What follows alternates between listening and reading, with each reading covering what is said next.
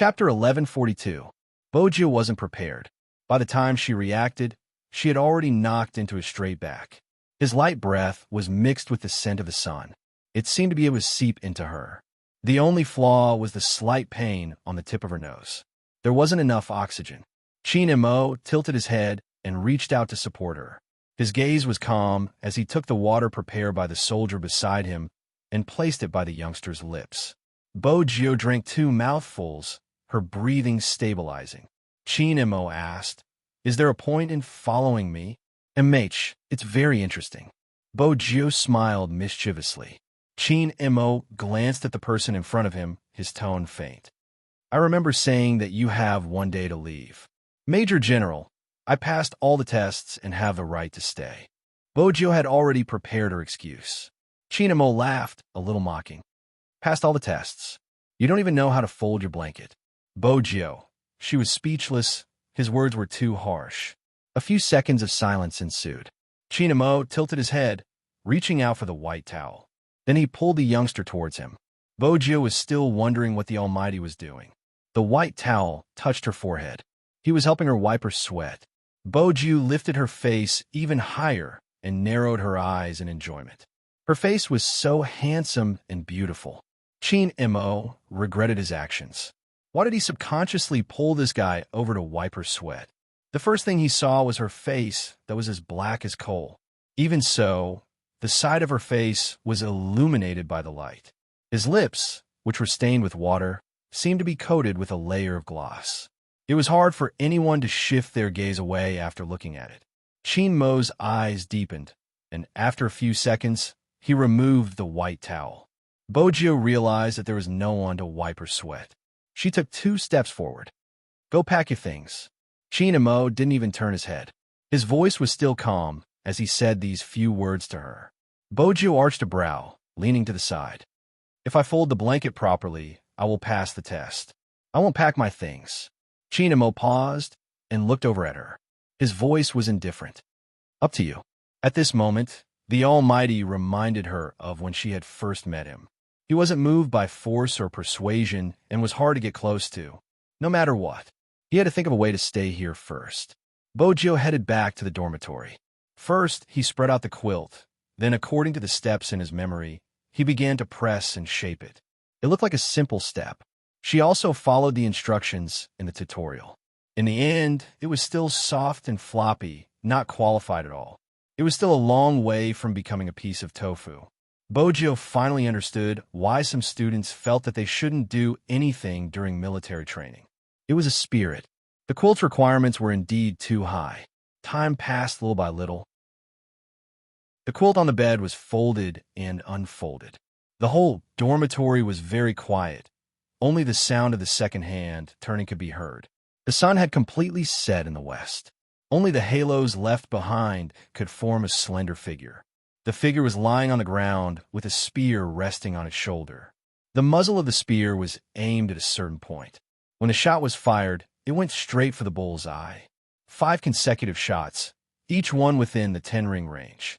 His shooting posture was perfect and smooth. It was as though he had become one with the surroundings. Even his breathing followed the direction of the spear.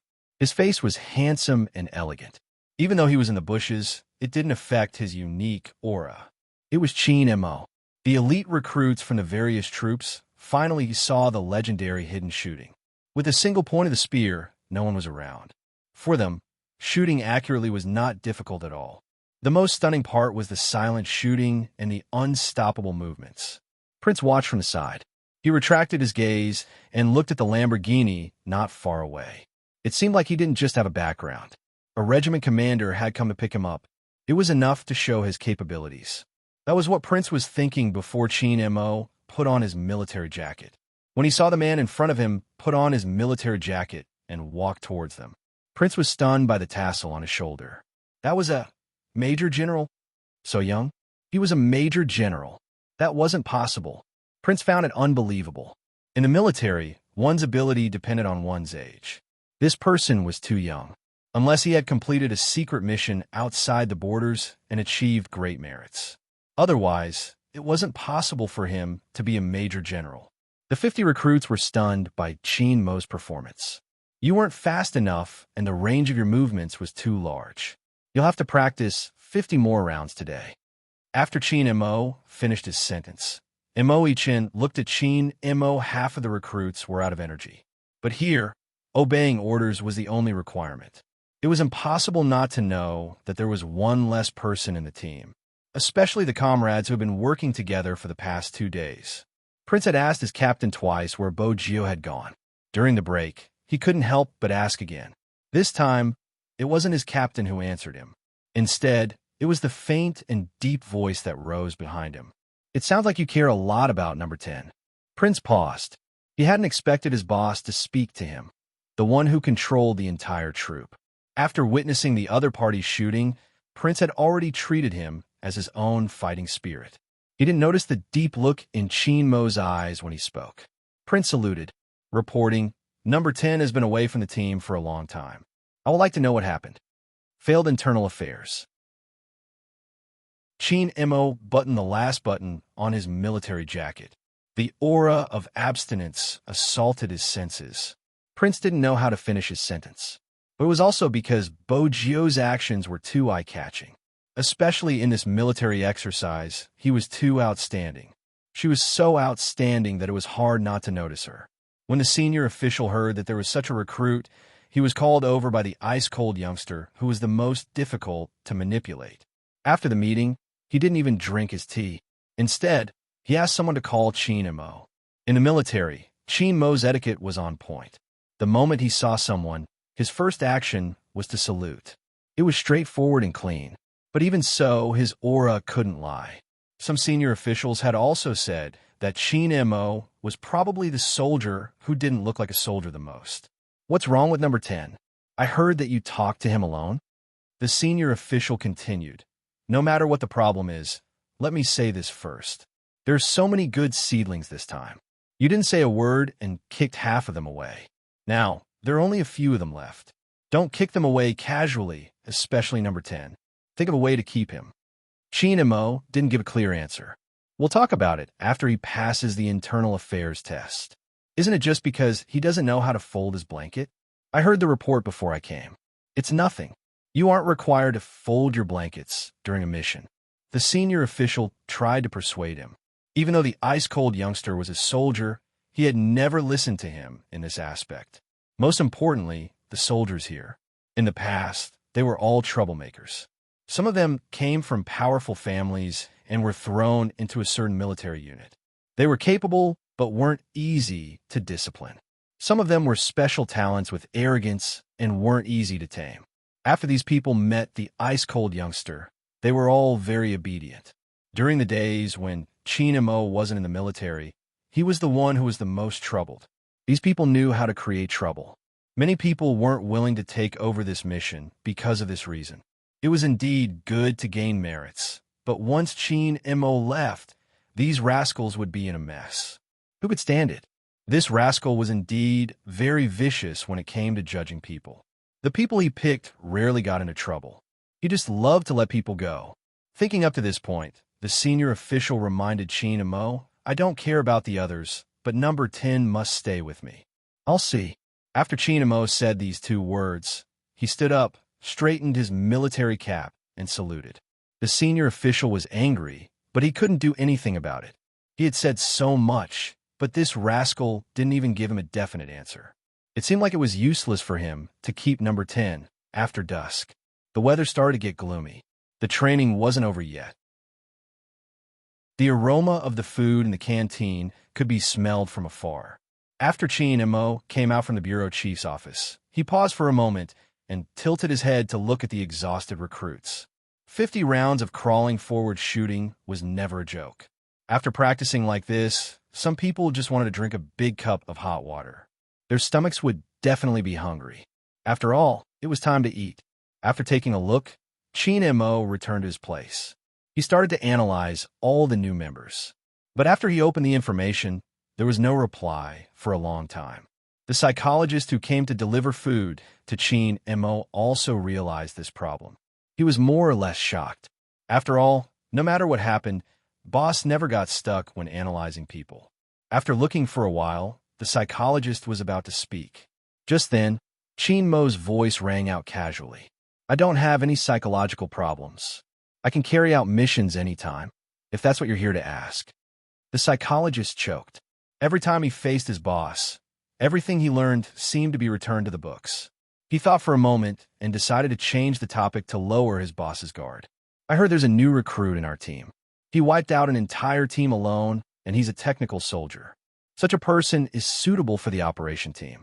Boss, didn't you always say that Fatty's stamina couldn't keep up?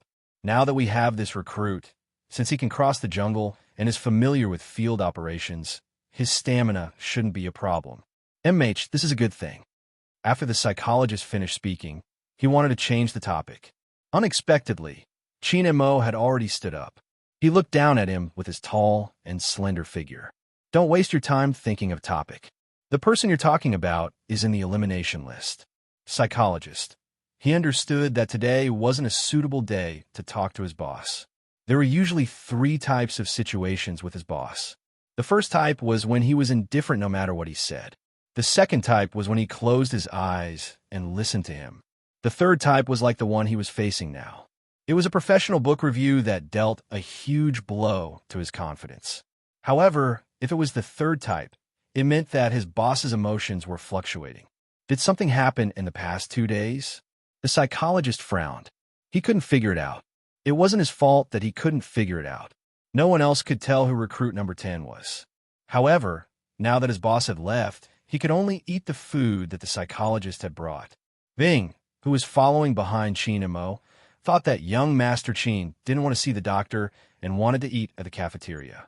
What he didn't expect was, the moment he came out, young Master Chin asked, "Where is she?" Him? Who? The soldier thought for a while before realizing that young Master Chin was talking about that brave recruit. Reporting, number 10 has been the door the entire time and hasn't come out.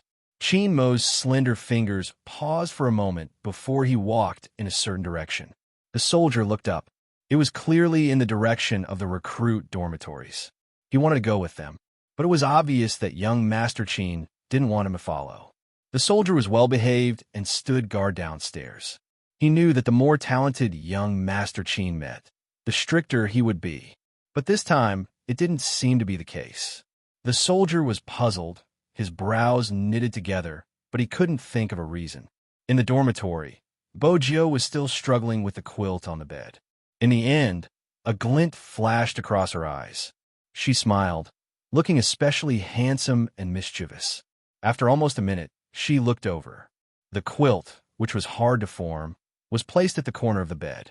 From the side, it looked even more formal than the wolf's fangs. The shape of a tofu block was the standard in the military.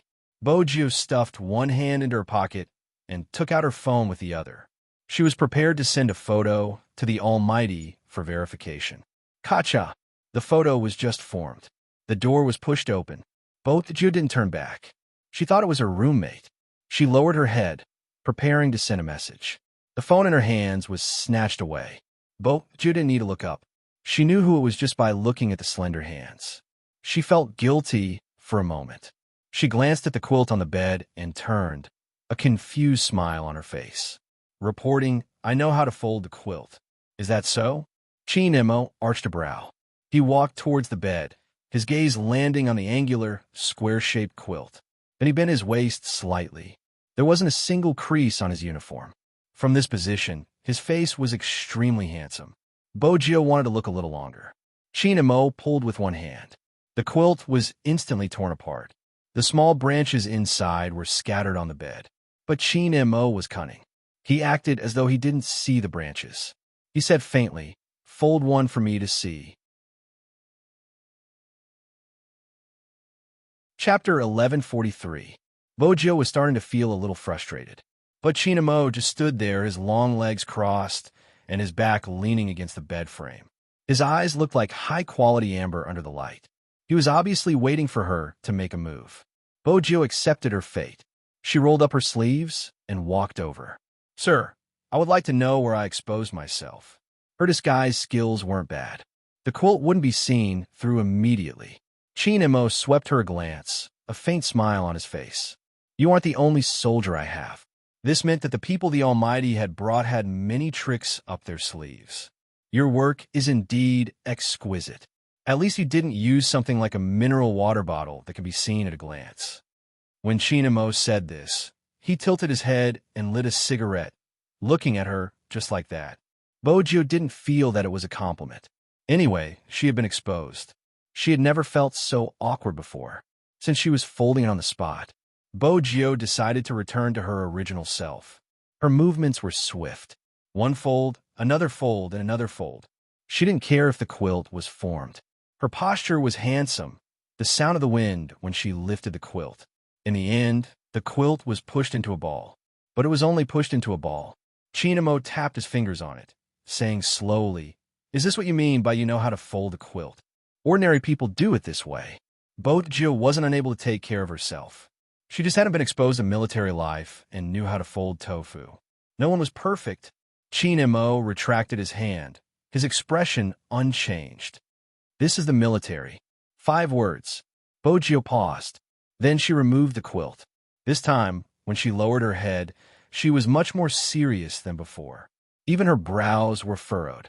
She used her fingers to look at her handsome face. It was a stark contrast to how obedient she was. This scene was strangely familiar to Chinamo. However, compared to these, his gaze was more focused on that person's furry head. When he hadn't seen her, he had assumed she had left. She couldn't even analyze the recruits. Hence, her presence would only distract him. Bojo was folding the quilt seriously. She didn't notice Chinmo's expression, just as she was about to fold the quilt in one piece. Suddenly, his left hand was pressed down.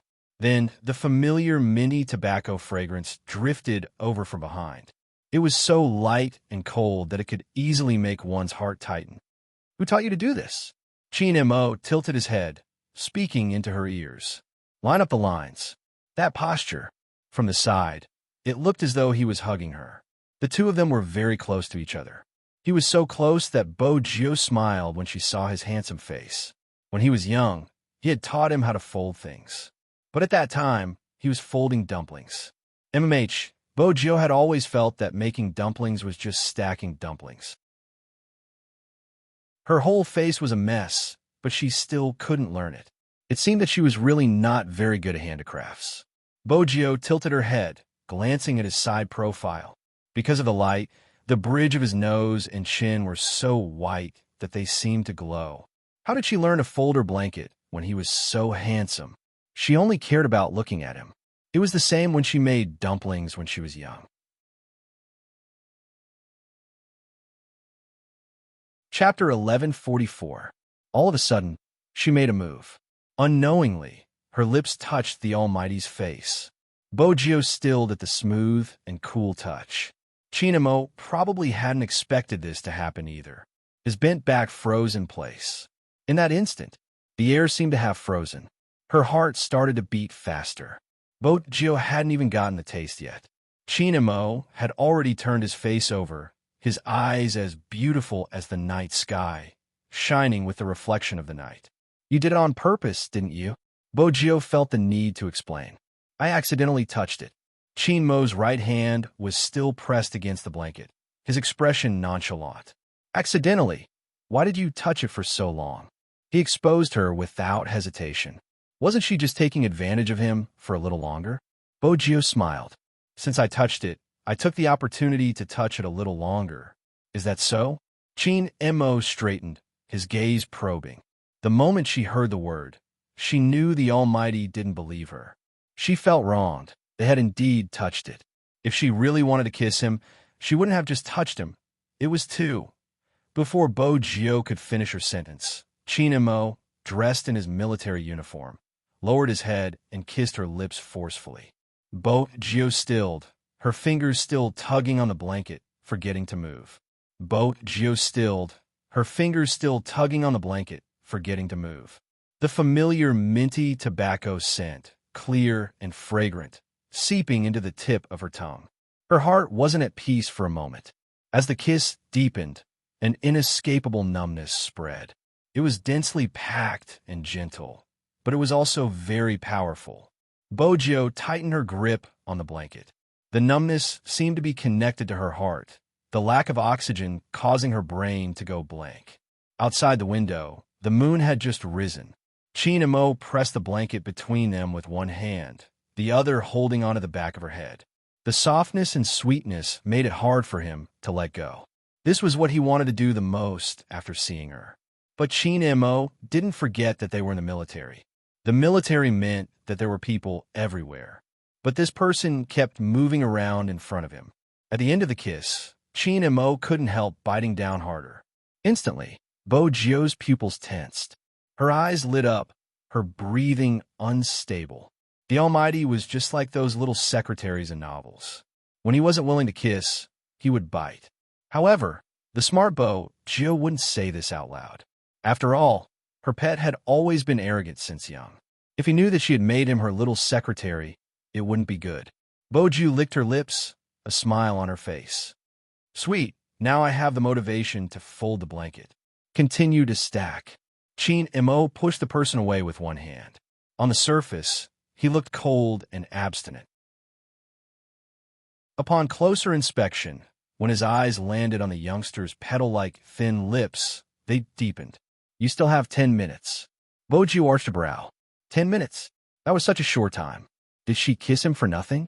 If you can't learn it in 10 minutes, I'll throw you out of the army.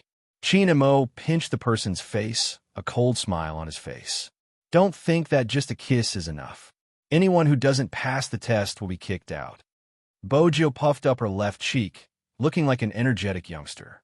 10 minutes isn't enough. Chapter 1145.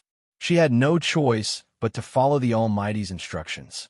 Even the mischievous Bojo had no choice but to follow the Almighty's instructions seriously. The advantage of this kind of one-on-one tutorial was that the students could clearly see the strength and alignment of the folded quilt like a tofu cube. The disadvantage was, are you stupid?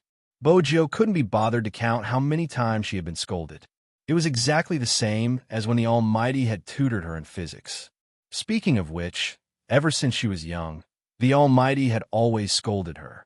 She didn't know how to change the words. Just as Bojo was about to fold the quilt for the 10th time, Chin and Mo pulled her wrist. He grabbed her wrist. That's enough.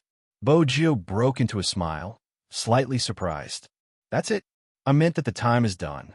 Chin and Mo raised his other hand, tilting his wrist to show her the time on his phone. Bojo glanced at it before reaching for the phone. She adjusted the time by 5 minutes. It's not time yet. Are you trying to rebel? Chin and Mo raised his hand and pulled her out. Little Bojo, when did you become such a rascal? Bojo replied righteously, I've always been a rascal, but it's more obvious now. Once they were out, they would probably be thrown away. Staying in the dormitory was the safest. Chin and Mo glanced at the person who was holding onto the bed frame with a smile on her face. He let go of her wrist, arching a brow. I'll give you 1 second to let go. His aura was indeed strong. Fortunately, Bojo had a strong sense of resistance. She didn't let go. Instead, she used the force to pull Chin and Mo back. With a nimble turn, she pressed him onto the freshly folded quilt. Chin Mo's gaze deepened. Even though he was below her, his aura was on full display. Bojo felt a little guilty. But even though she felt guilty, she still had to show her dominance at this moment. Little Blackie told me about what happened that day. I thought you wanted to leave, which was why I changed the password. Besides, Brother and Mo had a small communication device with you. I thought you were trying to collect evidence of my crimes and wanted to arrest me. I was upset for a long time. Since Brother and Mo is willing to help me, I don't have to worry about small details like folding the blankets. Chin Mo's brows furrowed slightly as she looked at Mo Jingshin. Brother and Mo, don't worry. So, you still remember the kidnapping incident? Chin Mo was cold and noble. His voice was slow. Sugar Daddy. Bojo felt that if the Almighty called her by her code name, it would only add to her dark history. What do you think I care about? Chin Mo looked at her, his military uniform spotless. You messed up someone's life and left just like that. Have you never thought about what would happen if someone couldn't find you? Chin Mo's voice was indifferent, as though he was stating a fact. but it was so easy for him to stir up all the guilt in her heart. I won't leave this time. I definitely won't leave. Bojio's eyes were bright and dark. Chin and Mo replied faintly, You aren't qualified. You can't stay just because you say so. Also, don't try to seduce me. Bojio muttered, You're the one who seduced me. MH, Chin and Mo replied. He wanted to pinch that soft face again. But at this moment, the wooden door was pushed open from the outside. Chapter 1146. Silence. It wasn't a normal silence. Both of them were petrified rapidly. It wasn't Chin and Mo and Bojio who were petrified. Prince and Bojio were petrified as they witnessed the scene. They looked as though it was the end of the world. Anyone would be exhausted after a day of training. But now, their bodies were invigorated. Prince looked at the tall and domineering figure under the lights. He was dressed in his military uniform, looking elegant and elegant. He was being pinned down by his good roommate. That position and the black-haired fellow's face. Prince turned around, exchanging glances with Wolf. Prince's thoughts were the most complicated. F***CK. What exactly was going on? The black-haired fellow's actions were probably too offensive. Even their major general couldn't stand it and wanted to punish him. But this scene, why was the black-haired fellow forcing himself on the head coach? It was a mess. Prince felt that even with all his experience, it wasn't enough to explain the current situation. Black-haired fellow, do you really not have any backing? How dare you treat the major general like this without any backing? Do you know his nickname in the military? The Smiling Devil. Black-haired fellow, you're finished. Compared to the Crown Prince's many thoughts, Wolf's eyes were filled with shock and surprise. With his boss's skills, if he wasn't willing, no one would be able to hold him down. But the scene in front of him, Wolf, who had the calmest personality, couldn't help but overthink. Bojio didn't expect anyone to enter, so she didn't move. Chin and Mo raised his eyelids. Aren't you going to get up? This sentence basically confirmed Bojio's crime. Prince's mouth was agape. He looked at Bojio with a gaze full of words. Bojio returned his gaze. It wasn't what you think. You dragged the general onto the bed. Isn't it what I think? Prince glared at her. Bojio raised her eyebrows. Healthy thoughts. Prince replied with his gaze. My thoughts are healthy. The main problem is, have you thought about the consequences of pressing on the major general? Bojio wanted to return his gaze. Chin and Mo had already straightened. He reached out to tidy his sleeves that were wrinkled by the youngster. His voice was calm. How long are you going to keep flirting? Bojio, Prince. Flirting? Them? Definitely not. Come out. When Chin and Mo walked to the door, he threw another word over. He stuffed one hand into his military pants and turned his face, looking extremely indifferent. It was obvious who this word was directed at. Bojio knew that it wouldn't be the same if she didn't follow him out. Prince felt that this person was most likely dead and was hesitating if he should bid farewell to his comrade. Chin Mo's gaze landed on him. That one glance sent chills down his spine, and he silently shrank back. Under the moonlight, the fog rose. The light in the army was not weak. Even at this time, many people were still outside. Chin and Mo walked forward. Bojio followed behind. After the soldiers stationed in the command center saw this scene, they couldn't help but look over. He thought to himself that this recruit was really tenacious. He was already in this state and still dared to continue following young Master Chin. However, this was not what puzzled the recruits. Chapter 1147. On this day, everyone in the operation team felt that something wasn't right with Wolf. The main thing was that he shouldn't be here at this hour. Yet, he sat in front of them with a stern expression. They couldn't even swallow their food. As for why, no one would be able to eat with a sniper staring at them, right? Wolf, what exactly is going on? Can't you just say it?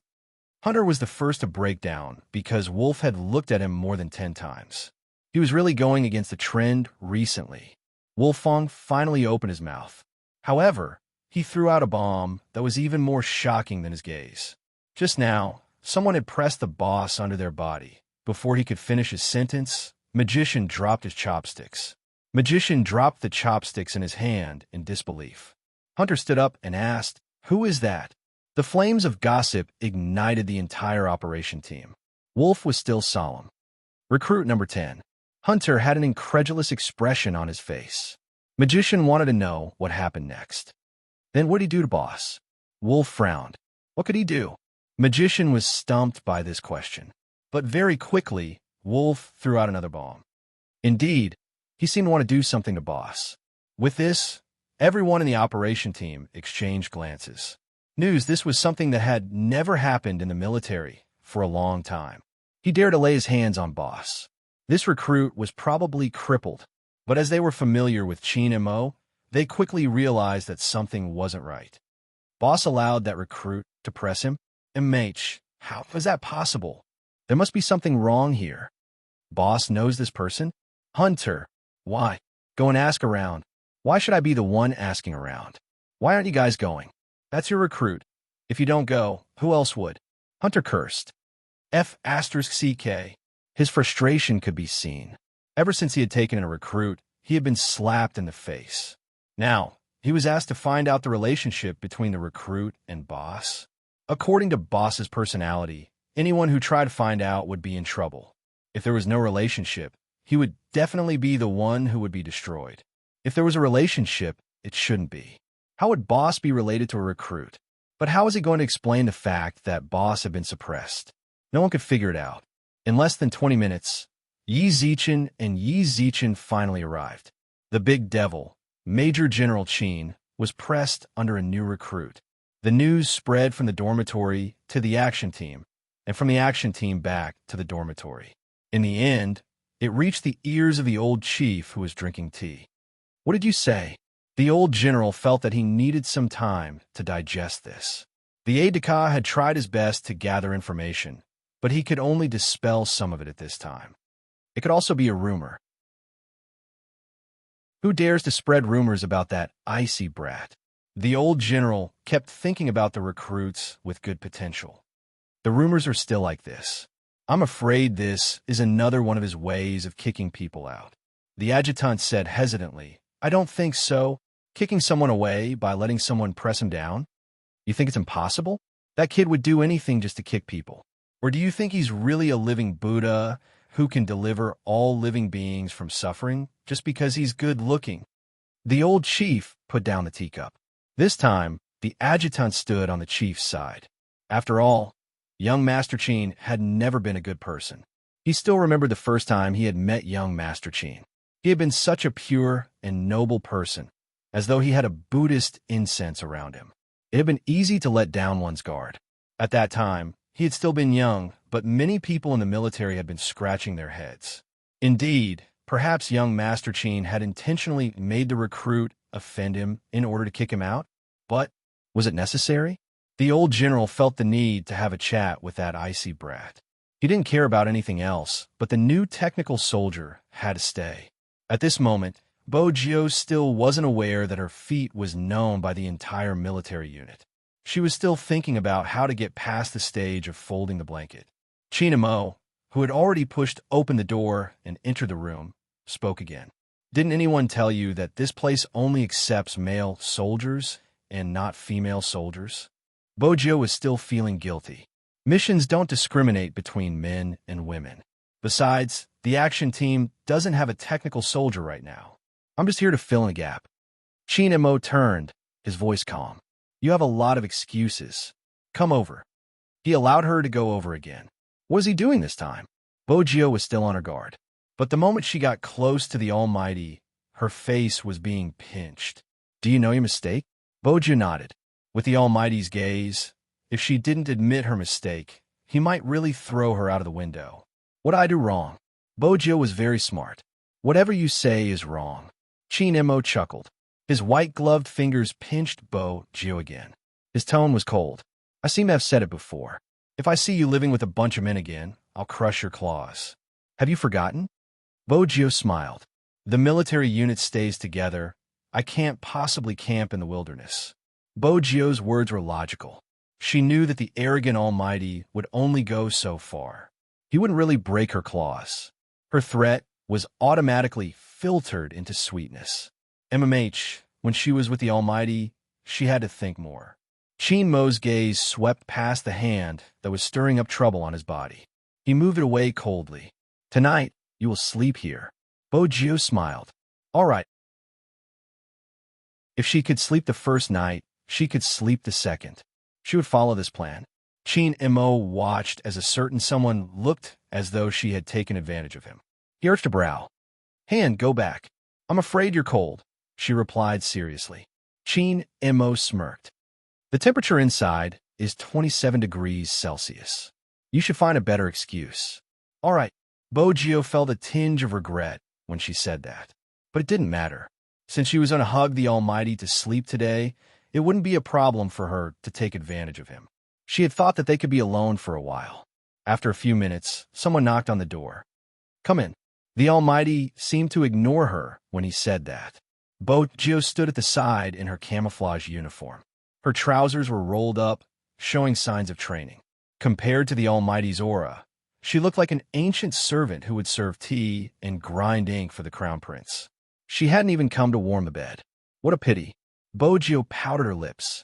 The soldier brought 2 bowls of rice in. One was filled with potatoes and beef, while the other was filled with scrambled eggs with tomatoes. There were also 4 big buns. It was obvious that both of them had the same appetite. The soldier was shocked when he took the food. Young Master Qin had obviously ordered the newbie's food as well. Should he inform the doctor?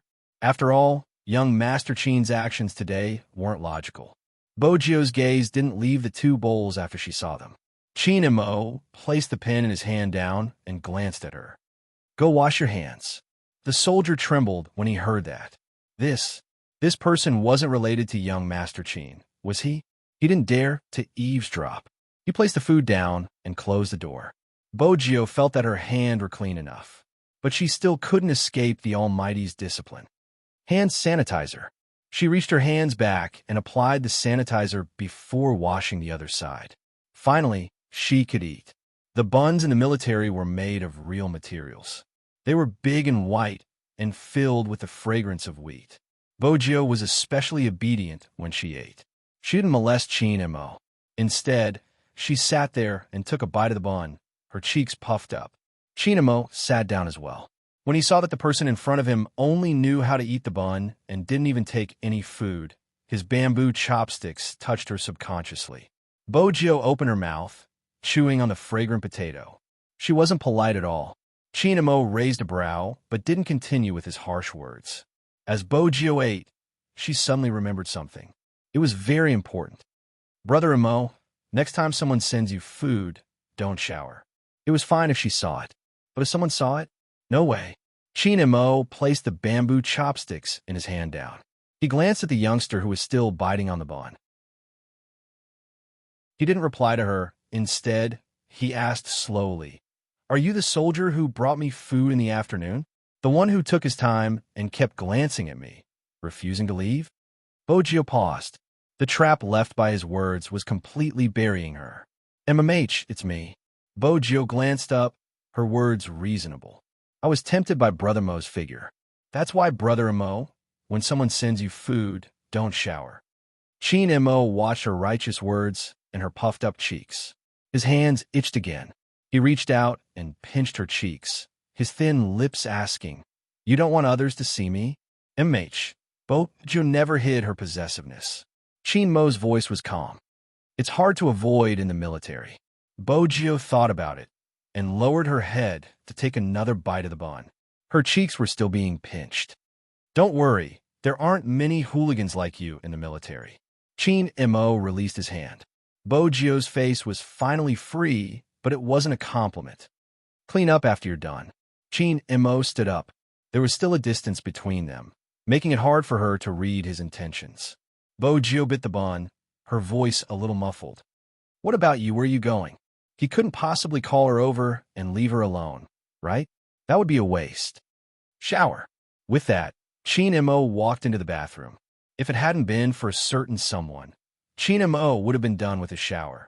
Showering after every training session was something Captain Qin had to do. When Bo Jiu heard the word shower, her mind started to wander. On second thought, it wasn't bad coming to the military since she could spy on beauties. After finishing the last bite of the bun, Bojo coolly ignored the 2 rice bowls on the table. Since she had finished eating, it wouldn't be too late to shower after she was done admiring the Almighty's bathing scene. He was a major general after all. There was a fridge in Chinmo's room. Usually, there would only be water in it. At most, there would be 3 cans of beer. In the military, this was strictly controlled. Bojo opened the fridge and took out a bottle of water. She wanted to use this as an excuse to look at him openly. Who knew that the Almighty would shower so quickly? He used cold water, and there wasn't any heat at all. When he came out, his black hair was wet, making his extremely dark eyes seem deeper. "Why are you standing here?" Chinmo asked, stepping out of the bathroom. Bojo hadn't even executed her plan when she was blinded by the scene in front of her. All she could see was a pair of military pants, water droplets on his upper body, from his neck to his collarbone, from his collarbone to his abs, and finally, the long pants below his abs. Bojo watched until she didn't dare to continue. The Almighty, without his military uniform, was more than 10 times more dangerous than when he was in uniform. Does it feel good? Chinmo reached out, pressing the person who was staring at him with a pair of clear eyes on the spot. Behind Bojo was the fridge. It wasn't a big deal, but the smell of a shower rushed into her face. It was clean and refreshing. "It's all right." Bojo hugged Chinmo's waist, her face serious. "If only I could hug you again." Chinmo frowned and pulled the 2-hand away. Then he bent the Gundam's body and looked at her. "If you dare to touch me again without my permission, I'll throw you out if you try." Bojo didn't move. After all, it wasn't worth it to be eliminated just to take advantage of him. Chinmo glanced to the side and tossed the youngster's unwashed bowl into the sink. His slender and fair hands brushed across the edge of the stainless steel, giving off a feeling of wasting God's gifts. "I'll do it." Bojo walked over, pressing the bowl down and pouring a lot of dishwashing detergent in. Chinmo arched a brow, wiping his hands. He thought he could ignore her. Who knew that a certain someone's method of washing dishes was to stretch out a finger and spin it around in the water while pressing on the rice bowl? "Are you stupid?" Chinmo couldn't stand it anymore. He wrapped his arms around her from behind, pressing her hand down, his thin lips cold. Bojo felt her back heating up. When she snapped back to her senses, she remembered that the Almighty was still naked. His heartbeat sped up a little. He was holding her hands. It always seemed as though he would be able to snatch the throne of the Almighty, even if he entered the blood pool alone. When he wore his military uniform, with a sweep of his rifle, no one dared to come within 800 meters. Now that the water flowed past, his hands were holding hers, rubbing against the edge of the bowl. It was numb, reminding her of the strength he had used to knead her with his hands. Bojo's ears burned. That was why the Almighty shouldn't shower. If he did, wouldn't it be the same as letting her sleep with him? It was a trap. It was too deep. What inappropriate scenes are you thinking about again? He tilted his head, the water droplets falling from his black hair landing on her shoulder. His brows were handsome, and it was convenient for them to be in such a position. He lowered his voice beside her ear, looking elegant and seductive. Bojo replied calmly, "No, I'm washing the dishes seriously."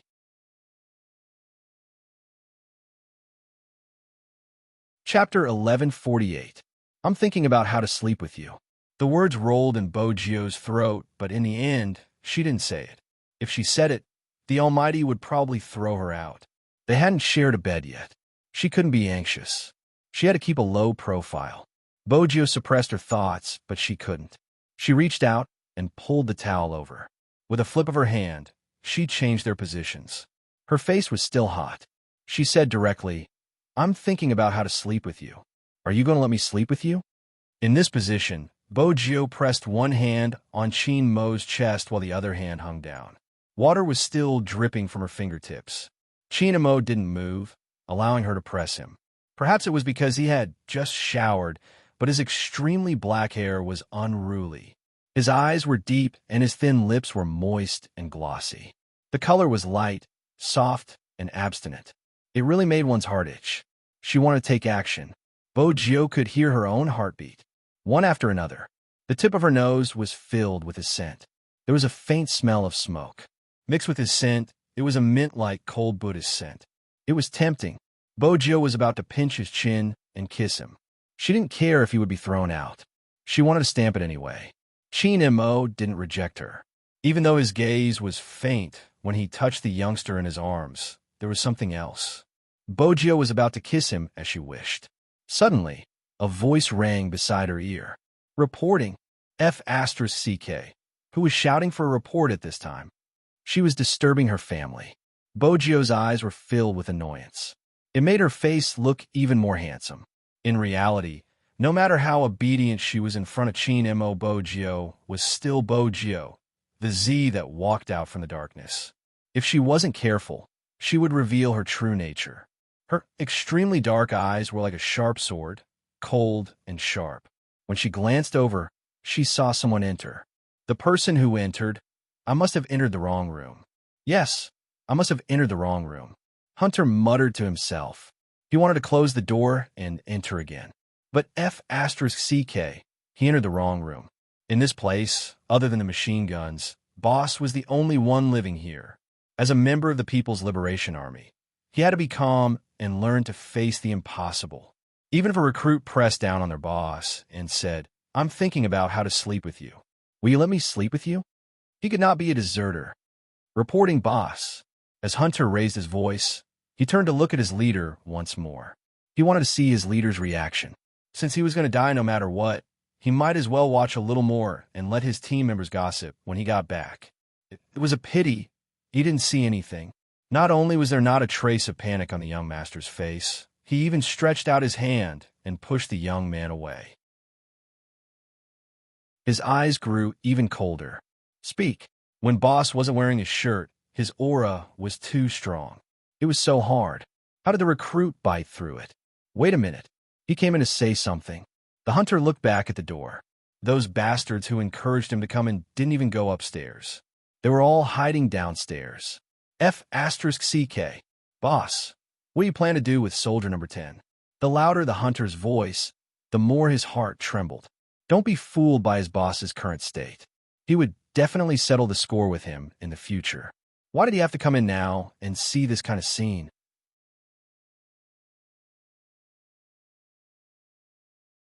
Chapter 1149. Just kicking him away? Boss, someone was plotting against you just now. But he just kicked him away and didn't cut him up. Hunter thought about himself. If he had spoken to his boss like that, he wouldn't have survived. Hence, there was still a situation. Hunter stood there motionlessly. Chin Mo walked over. The action of taking out a bottle of mineral water was enough to release his aura. Why? Do you have a better idea? Hunter touched his feet. Reporting no. Why did you come in if you didn't? Chin Mo lowered his voice. His tone was a little cold, and there was a hint of solemnity in it. Hunter didn't know how he had offended his boss. He shut his eyes. It's the old general. He wants you to keep him no matter what. He said he's the best technical soldier, and many troops are fighting for him. Bojo smiled. The old general has good taste. I'm not only skilled, I'm also handsome. Hunter, at this moment, you shouldn't speak. How can you praise yourself like that? Captain will make you reflect on yourself, you know. As expected, Chin Mo glanced over and pointed at her. His voice was calm. You, go to the corner. Bojo didn't retort. She stuffed a hand into her pocket and walked to the wall. Chin Mo spoke again, his voice lazy and magnetic. Face the wall. Bojo turned and looked at the white wall. Her head was almost touching it.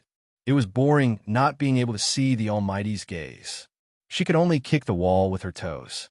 It felt as though she was being punished. In school, it was frog jumping. Now that she was in the military, she was being punished by the Almighty. These days, the water was hot, and the water was hot. Chin Mo watched as a certain someone wasn't being obedient. He tilted his head up and drank a mouthful of water. Hunter wanted to use this chance to slip away. He had a huge pile of gossip that he couldn't wait to tell his team members. He had to tell them. He couldn't be the only one who knew such a secret that could silence a witness. But the moment he lifted his leg, "Where are you going?" It was his boss's voice. It was slow, so slow it was cold. Hunter touched his heels again. Reporting, the old general is waiting for my reply. Report, I'm going to run 10 kilometers with weights. Chin Mo put on his shirt casually. Hunter's face fell. He was on the verge of tears. Boss, Chin Mo arched a brow. 15 kilometers. The hunter immediately stopped bargaining. He raised his head and closed his eyes. Yes, what had he done to deserve this? After Hunter closed the door, only the two of them were left in the room. Now, Bojo wasn't lethal anymore. She was dressed in her military uniform, facing the wall. One of her trousers was rolled up to her knee, revealing her fair and slender calf, glowing like jade. Just because he didn't have any lethality didn't mean that he would be safe. He kicked his leg again. Brother Amo, please continue to teach me how to fold the quilt. Standing like this is a waste of time. There are only 11 hours left until the housekeeping inspection tomorrow. With that, Bojo wanted to turn back. Chin Mo walked over. Turn around and stand for 10 more minutes. Brother Amo, you can't punish me like a child, Bojo suggested seriously. You can punish me by kissing you. Chin Mo reached out and lifted the man's chin. He smiled coldly. Poor thing, you're dreaming again.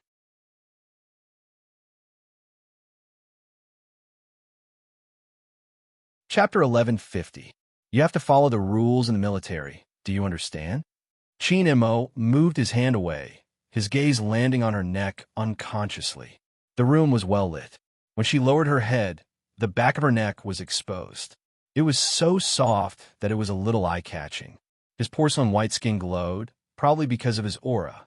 In that instant, it became extremely beautiful. Chin Mo turned, averting his gaze. He walked out of the room. Bojo arched a brow.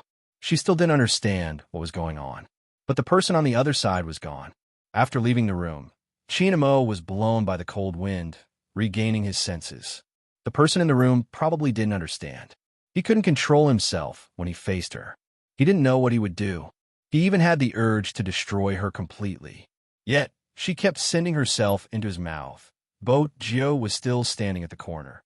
When she saw that the Almighty didn't seem to have any intention of returning, she turned and leaned back on the single bed in the room. The scent of mint and tobacco was very obvious. Even the pillow was filled with his scent. Bojo buried her face in it. The Almighty was really hard to woo. She had finally managed to woo him the last time. This time, she had to try again. The worst part was that the Almighty was extremely guarded.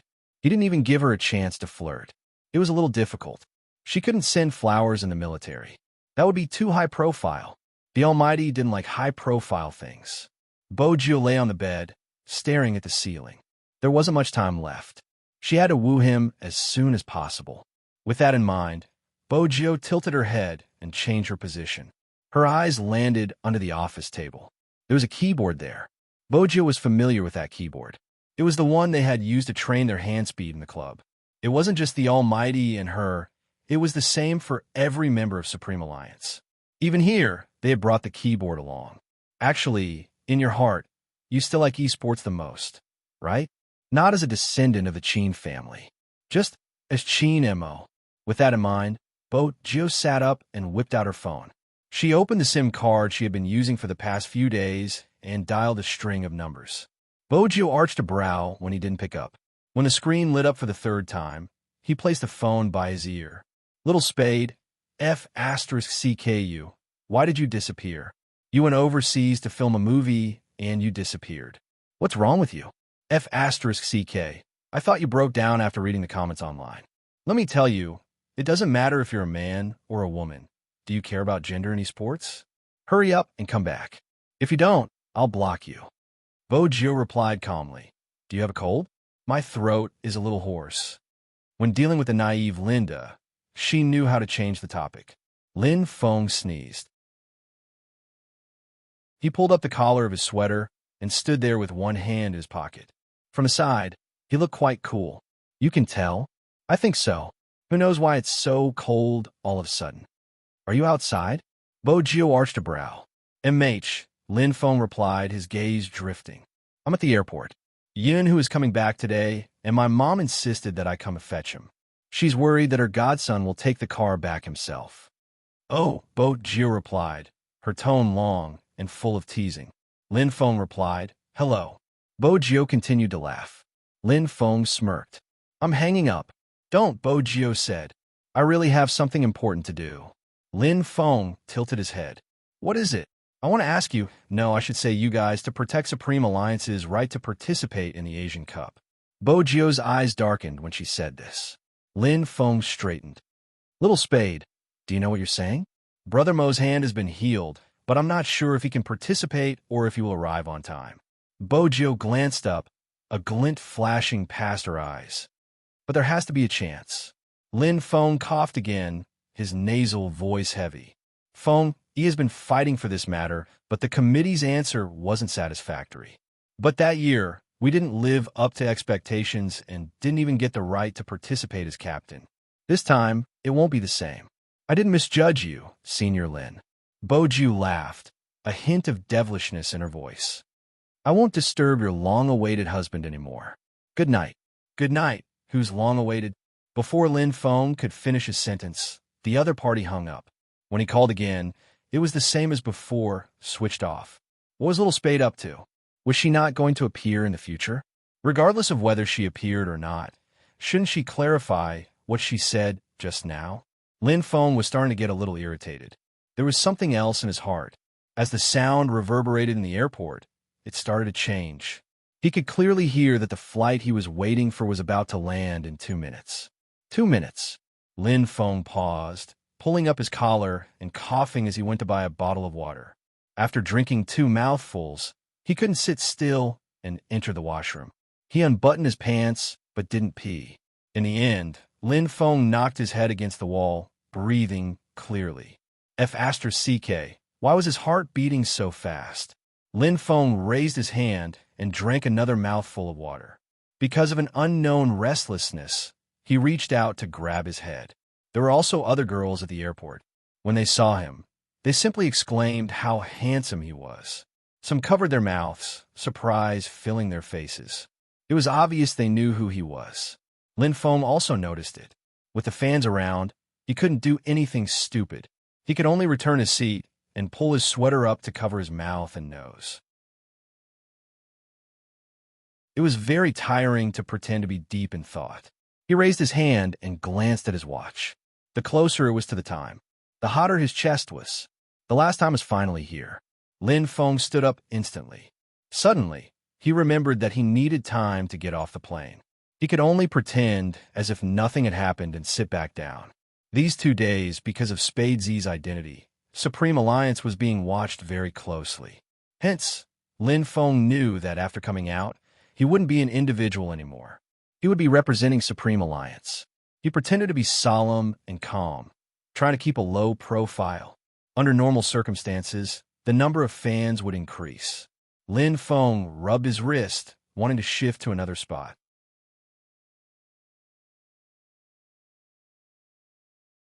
Chapter 11:51.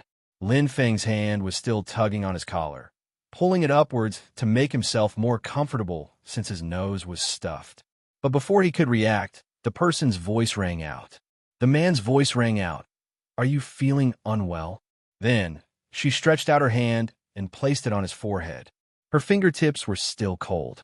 Lin Feng could only hear that indescribable restlessness becoming more obvious. For a moment, he forgot to move. His heart was pounding in his chest. Oh no, he must be having a fever.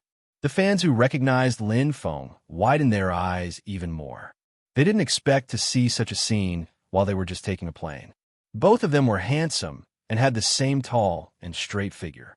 The man in the pure white sweater stretched out his hand and placed it on Godlin's head. When he looked up, the feeling he gave off was exactly the same as when he was in the arena. He was handsome and deep, intoxicating. Almighty, Almighty Yun. It's Almighty Yun. 2 of the girls couldn't help but cover their lips with their hands. Their eyes were filled with excitement. Almighty Yun was back. Yun, who glanced down, one hand on the handle of his luggage. He knew that it wasn't a suitable place to chat in the airport. It's a little hot. Can you still get up? He frowned, probably not expecting the person who had come to fetch him to be in such a state. Lin Feng exclaimed. If I can get up, why can't I? It's just a little cold. I'm not afraid of cold. With that, he straightened his legs and jumped up from his seat, his nasal voice sounding muffled as he reached for Yunhu's luggage. Yunhu arched a brow. What? Lin Feng replied. I'll help you carry it. You've caught a cold. Look ahead and walk. F***CK. Are you looking down on me? You've caught a cold, and it's affecting my luggage? I don't dare. Loser, you can't even speak properly. Let's go to the hospital first. Lin Feng's voice started to turn weak. Hospital? Why are we going there? Yunhu replied slowly. Your face paled at the mention of a hospital. Lin Feng, are you that afraid of injections? Lin Feng tugged at his collar, his hair standing on end. F***CK. Who's afraid? I'm a man. Why would I be afraid of injections? What a joke. Let's go then. Yunhu's expression didn't change. Lin Feng started to find excuses. Go away. My mom and your mom are waiting for you to come home for dinner.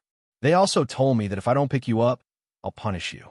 Yunhu glanced at him but didn't say a word. Then he opened WeChat and sent a voice message. Auntie, I've arrived. Lin Feng isn't feeling well. I'll bring him to the hospital first. You don't have to wait for me. Eat first. Lin Feng's eyes widened. He hadn't expected this guy to do this. Very soon, there was a reply from the other side. Ah, Huzi, I'm so sorry. This brat can also get himself sick while picking up someone. You guys go ahead, don't worry. Did you hear that?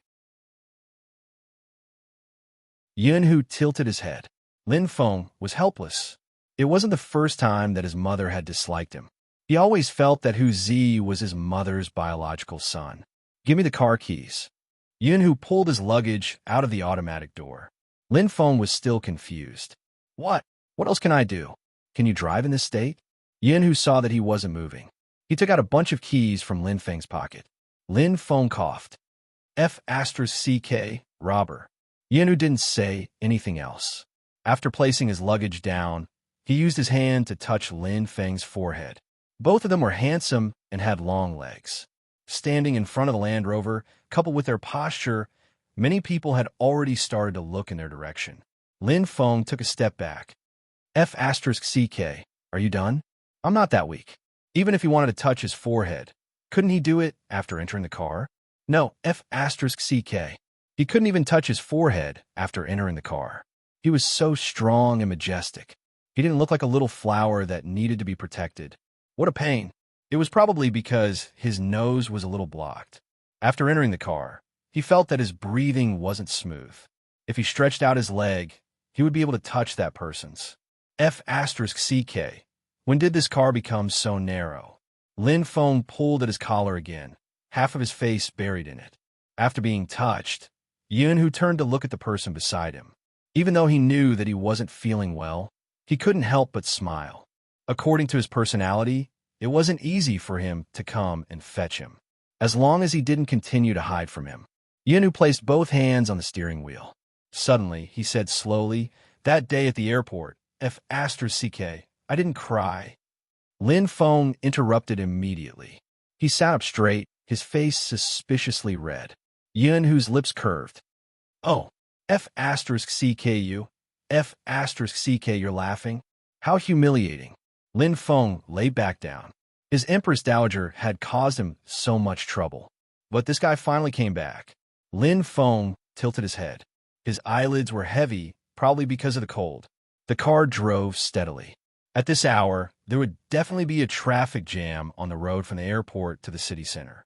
Time seemed to drag on endlessly. When Yunhu tilted his head, he saw that person curled up with his long legs. He wore a black hooded jacket, which only accentuated his handsome face. The tip of his nose was still red, and his eyelashes were slightly long. With this look, he would be the team beauty every year. Still afraid that he would be cold, he adjusted the air conditioner to the most comfortable temperature and controlled the speed of the car well. Suddenly, the phone rang. Lin Feng was taking a short break, so he wasn't in a deep sleep. When he heard the voice, he opened his eyes. He watched as Yunhu picked up the phone and said something to the person on the other end. His eyes were still filled with tenderness. People with boyfriends were indeed different. Lin Feng tilted his head at this thought. His face was reflected on the car window. His lips curved, but his heart didn't beat as fast as before. It sank a little. It was probably because his nose was blocked. Sometimes, this was the benefit of being a man. He didn't have to think through everything, even if he knew clearly. This time, Yunhu came back for the Supreme Alliance. As for the rest, he probably got along well with that person. Hence, they maintained a brotherly distance. They had to win the Asian Cup, regardless of where their captain was. Most importantly, after this competition, no one knew where they would go in the future. Hence, if they didn't win the championship, they wouldn't be able to stand in that position with the red flag and the person they liked the most. Many people would say that they were just playing games.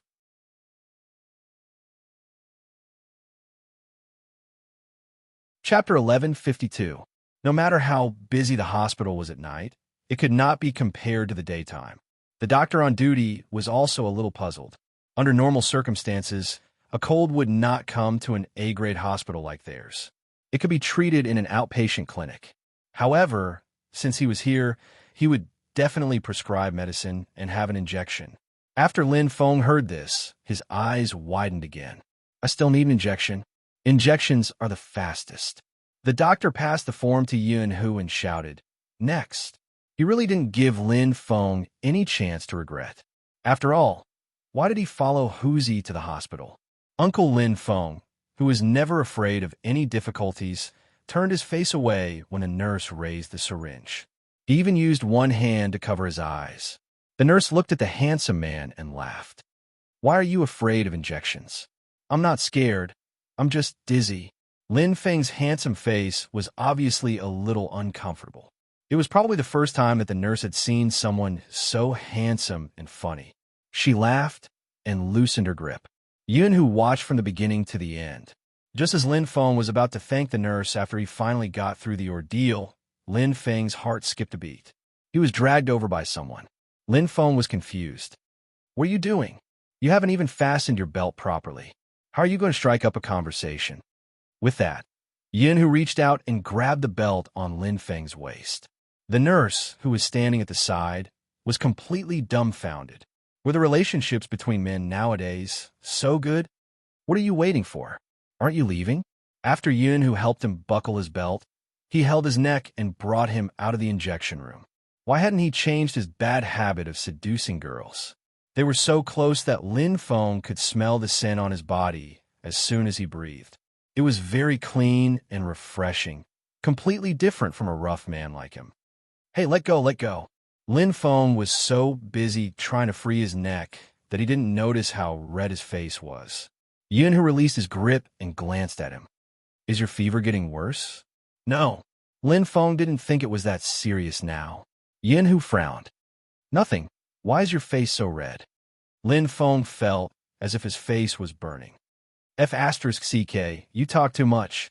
Wait, let me take a call. Yunhu gave him a casual look. Lin Feng's caller ID flashed. "Hello, master, I'm outside. I just received someone. My body? My body is fine. Cough. Whoa, much better. Go back and rest well." The deep voice was especially piercing to Yunhu's ears. "Are you done?" Yunhu raised his hand and circled him. "Once you're done, follow me to the club to report." Lin Feng apologized to the other side of the phone and hung up. He felt cold again, so he pulled up the collar of his coat. "Go to the club now? At this hour?" Yunhu took out his phone and showed him his WeChat. It seems like something happened to the team. Upon hearing this, Lin Feng didn't say anything else and got into the car. Something had indeed happened to the team. Because of an interview from the international media, he was from Country H. He was a support player. It was precisely because the other party played a support role that he couldn't tolerate it. The Asian Cup against the Supreme Alliance? The team that doesn't even have enough members? As a foreign team, I advise China to reconsider. We don't wish to compete with such a team. Anyone who participates in esports has to respect the competition. I hope China can bring out their strongest ability to face us. The media hadn't expected him to be so direct. I heard that Supreme Alliance has an almighty joining, the God Team controller Rao Rome. You should have heard of him. Rao Rome? I'm sorry, I've only heard of the team controller from Country H. I've never heard of this name. That person laughed. It was obvious what he meant. You can get their strongest support to have a solo match with me. Let's try it out. Supreme Alliance rarely had any support players. In the past, it had always been two assassins, followed by Fatin archers. It was mainly a fast-paced match. Other than Coco and Yao Yao, there wasn't anyone else who played support. Coco wasn't in a good condition to compete. Yao Yao mostly played sorcerer support. If they didn't accept this match, it would be too frustrating. How dare an opponent support do that? But they didn't have anyone suitable to compete. Moreover, it wasn't a good time to compete at this juncture. If they lost, it wouldn't just be scolding online, it would be a humiliation to their countrymen. But the most important thing was here. The committee is asking us how confident we are in winning the solo match. If we win, Supreme Alliance will be participating in the Asian Cup. He switched off the video, the sly smile on his face gone, replaced by calmness. You heard it. It's the support's solo match. This meant that it didn't matter how strong Rao Rong, Wu Yao, or Yun Hu were. It wasn't a good situation since they weren't support players. Should we let Coco go? Lin Feng asked, sending the situation to Bo Jio. Feng Yi's gaze was calm as he stood up. We have to win this match. I don't approve of using the country's reputation to gamble for the sake of competing. Coco didn't reply. Recently, he had been focusing most of his energy on the live stream. Since his captain wasn't around, he hadn't adjusted his state of mind. The meeting room was silent. Yun Hu had just returned, and he was faced with such a situation. There should have been a welcome party or a reunion party. But peace never came. It was probably because they were in the same industry. Esports had to deal with the internet. Even now, there were still many people talking about Spade Z online, even if they didn't know the entire truth. There were those who said they liked it, knowing that it wouldn't be recognized by the officials, but they still insisted on doing it, creating a topic of discussion. Some fans didn't care about the survival of a team. They just wanted to do what they liked and do whatever they wanted. Even when Rao Rong joined Supreme Alliance, there were people who laughed. Rao Rong replied, "No, he."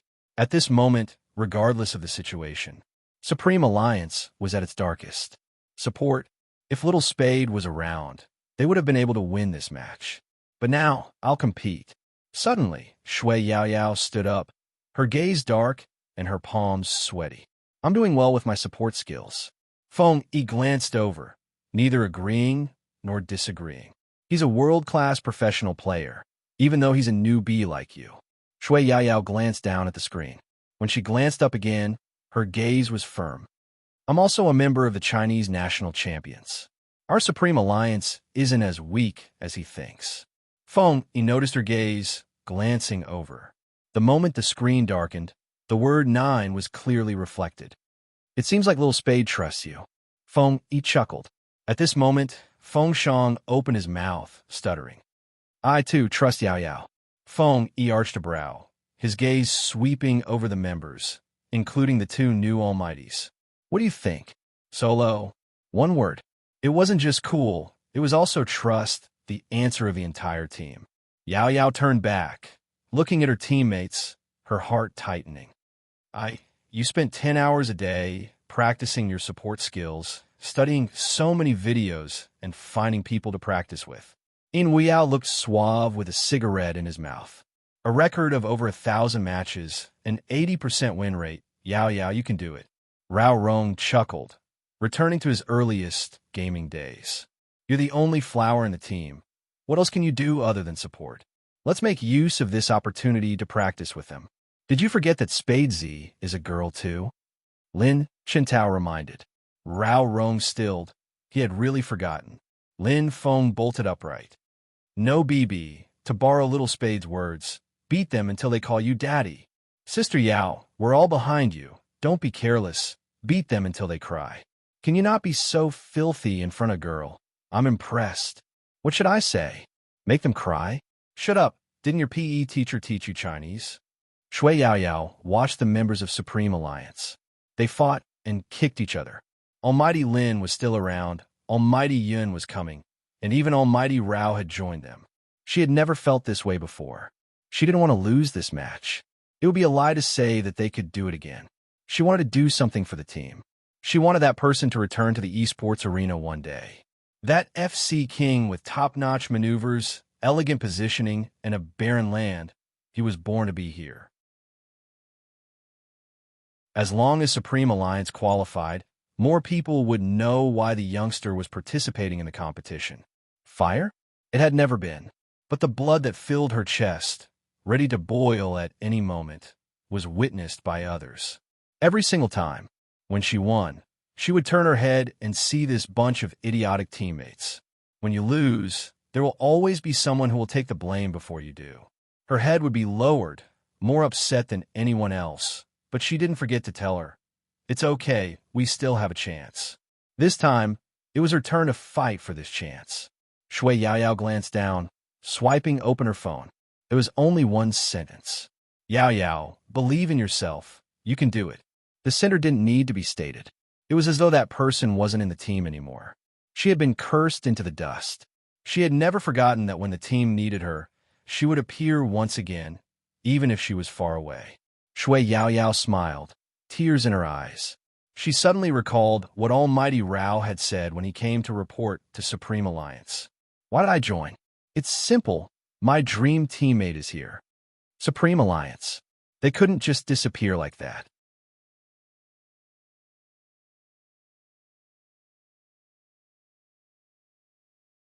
Chapter 1153. At that moment, in the hidden troops at the border, the hunter did not expect that he would be punished, but he would also be watched by the boss. Wasn't boss busy? Why did he have the time to watch him? Hunter's scalp turned numb. He wanted to gossip with his team, but realized that they were all gloating over his misfortune. He was the only one who had to run over 10 laps with weights. He felt that boss's gaze on him was exceptionally cold today. Could it be that he had disturbed something just now? No, it couldn't be. It was as though Hunter had been enlightened. He looked at the man standing on the track as though he was looking at a ghost. The moment he looked over, he was frozen by his gaze. His neck shrunk back. Oh my God, boss's aura was still so strong. Why would boss like it when someone was pressuring him? But if it wasn't because he liked him, why would boss torture him so cruelly? Out of energy, Chinamo looked at the person running, his voice calm. "If you're out of energy, run 2 more laps." "Yes, sir." Hunter was about to cry. His young master was such a devil. He shouldn't have entered at that moment. That group of treacherous villains would make him be the first to stand out. As Hunter ran, he glanced at the few people watching. Don't think that he wouldn't notice them just because they were in hiding. Chinamo swept the training ground another glance, reaching out to pull his jacket up before walking towards the west side. Hunter heaved a long sigh of relief. He's finally gone. The moment Chinamo left, the few people crowded over. Wolf was the first to speak. "What did you see just now for boss to treat you like that?" He had been tricked again. Hunter wanted to stop. Magician reminded him. "You still have 2 laps. Remember, the last time someone stopped at 100 meters, how long did boss let him run?" Hunter gritted his teeth and continued running. Hey, don't just run, tell us." The few of them ran with him. Hunter didn't stop, scoffing. "I'm not talking." Magician stated his conditions. 1 pair of genois. Never submit to power, never corrupt wealth. This is the foundation of a soldier. Hunter panted as he spoke. Magician spoke again. "I'll wash your stinky socks for 3 days." This time, the hunter turned his head around. 1 week. 5 days. Magician gritted his teeth. "No more." The hunter chuckled again. 1 week, not 1 day less. F***CK, tell me. If you don't tell me the truth, I'll wash you too." Magician said angrily. The hunter first looked up at the starry sky, then at his belt. F***CKU. What do these 2 things have to do with each other? Magician wanted to beat someone up. The hunter was still running. "I told you to read more books, but you didn't listen. You can't even understand such an obvious meaning. On a dark and windy night, the leather belt is in pairs. What does that mean? Sleep. What do you mean sleep? Speak clearly." Magician was a little confused. Wolf and the rest also felt that this hunter's language was too poor. The hunter was unafraid of death. "Do you really want me to repeat what I saw?" "Nonsense. If not, who will want to wash your stinky socks?" Hunter said, "I'll say this first. After you hear this, don't spread it. If you do, boss will definitely know that I said it, and I'm dead." "All right, hurry up and say it." Gossip shouldn't be spread. He was too naive. Would it still be gossip if he didn't spread it? Hunter was finally done running. He cleared his throat and said, "When I went in, I saw number 10, the new recruit pressing down on the boss." He said to the boss, cough, say, "Aren't you a man?" What exactly did he say? Hurry up. Hunter shut his eyes and said fiercely, he said, "I'm thinking about how to sleep with you. Are you going to let me sleep with you?" In an instant, the training ground was in complete silence. Even Wolf was stunned. Magician, who was usually expressive, thought he was hallucinating. He stuttered, "Why, you're saying, that's what the recruit said, boss." "What else?" Hunter's heart was filled with tears. "Would boss punish me like that?" Magician trembled. He shook his head and muttered, "Scary, it's too scary." Hunter panted. The scariest thing was that boss didn't push him away or ask him scram. He even said that he passed the housekeeping test. Is it possible that boss treasures talents? That was the only possibility Magician could think of. Hunter glanced at him. Treasured to the point that he would sacrifice himself and sell his body? Boss, is he that kind of person? No. Boss was the type that could kill you with a single glance. Moreover, if you wanted to sleep with him, he would kill you with a single shot. Magician had too many thoughts. The others around him were in deep thought. Only Wolf spoke at this moment. "You mean boss did it willingly? Willingly being suppressed?" Everyone's eyes widened. F***CK. That was even more terrifying. Gossip spread at an astonishing speed. At this moment, Bojio was still lying on the bed. She was slightly dispirited, seeing that the Almighty hadn't recovered after a long time. He didn't have to hide from her, right? Chin Mo didn't go back. Instead, he went to the military supply department. The supply department was like the mini supermarket in the school, but the items here were more simple. They mainly sold cigarettes. Even in the military, he had to smoke. The soldier was about to take out the soft Zhonghua. Chinamo said, "No cigarettes this time." "No cigarettes?" The soldier was confused. What did the major general want if he didn't want cigarettes? "Only these?" Chinamo pointed to a row of items on the shelf. It was probably because there weren't many people using it and it wasn't eye-catching. Those were lollipops, the most ordinary kind. The recruits in the military would need to replenish their sugar intake at times. But that was also during high-intensity training. "Sir, that's all." Chinamo kept the lollipops and swiped his wallet. "I'll take them all. How much?" The major general spent money to buy sweets? The soldier was shocked again. He opened his mouth and said, $1 for one, $6 for 6. Chinamo took a $10 note. It wasn't possible for such cheap sweets to have chocolate flavor. But if someone dared to be picky, she wouldn't even be able to eat such sweets. The supply department wasn't an ordinary supply department. Most of the time, the things you bought would reflect your inner thoughts. Hence, the person with the code name Doctor would sometimes stay in the supply department when he wanted to understand everyone's mental health. It could be said that he was completely shocked at this moment. Boss, that devil was here to buy sweets. Was he kidding? What was going on? Doctor didn't even have the mood to pretend anymore. He rushed out from the other side. He didn't want to show too many flaws. After Chin and Mo paid the bill, he pretended to be calm and said, "Boss, you definitely didn't buy sweets for yourself." Normally, people would try to deny it. His boss glanced at him and put his hand into his pocket with a mocking expression. "Nonsense. Doctor, F***CK. How was he supposed to continue the conversation? Who did he buy the sweets for?" Chinamo kept the things and walked over with long legs. He acted as though there was no one else around. His side profile was still elegant and handsome. Doctor spoke again, Boss, I feel that your mental state isn't normal. You should sit down and have a good chat." This wasn't normal. What exactly happened? Chat. Chinamo arched a brow. His voice was clear and elegant. "I don't have anything to chat with you. Eat more sweets when you're free. It'll cure your poisonous tongue." Doctor, Boss, you really didn't consider my feelings when I was being insulted by a devil who could pierce my heart with a single word. He was going crazy. Should he report such an abnormal situation to the general? But his young master seemed to be in a normal state of mind. He seemed to be sneering a little more than usual. Doctor held onto his document. His gaze deepened. He couldn't understand what was going on. Chin Mo himself was extremely nonchalant. In the bedroom on the second floor, After Bojo sent the message, she felt a little tired. This was different from when she was in the dormitory. This was where the Almighty slept. The smell was the same as when she was young. It was easy to calm her nerves. In a daze, she felt sleepy, but at the same time, nighttime was the best time. How could she spend it like this? Hence, she seemed to be asleep. She wasn't wearing her military cap. Her military jacket was placed on the chair at the side.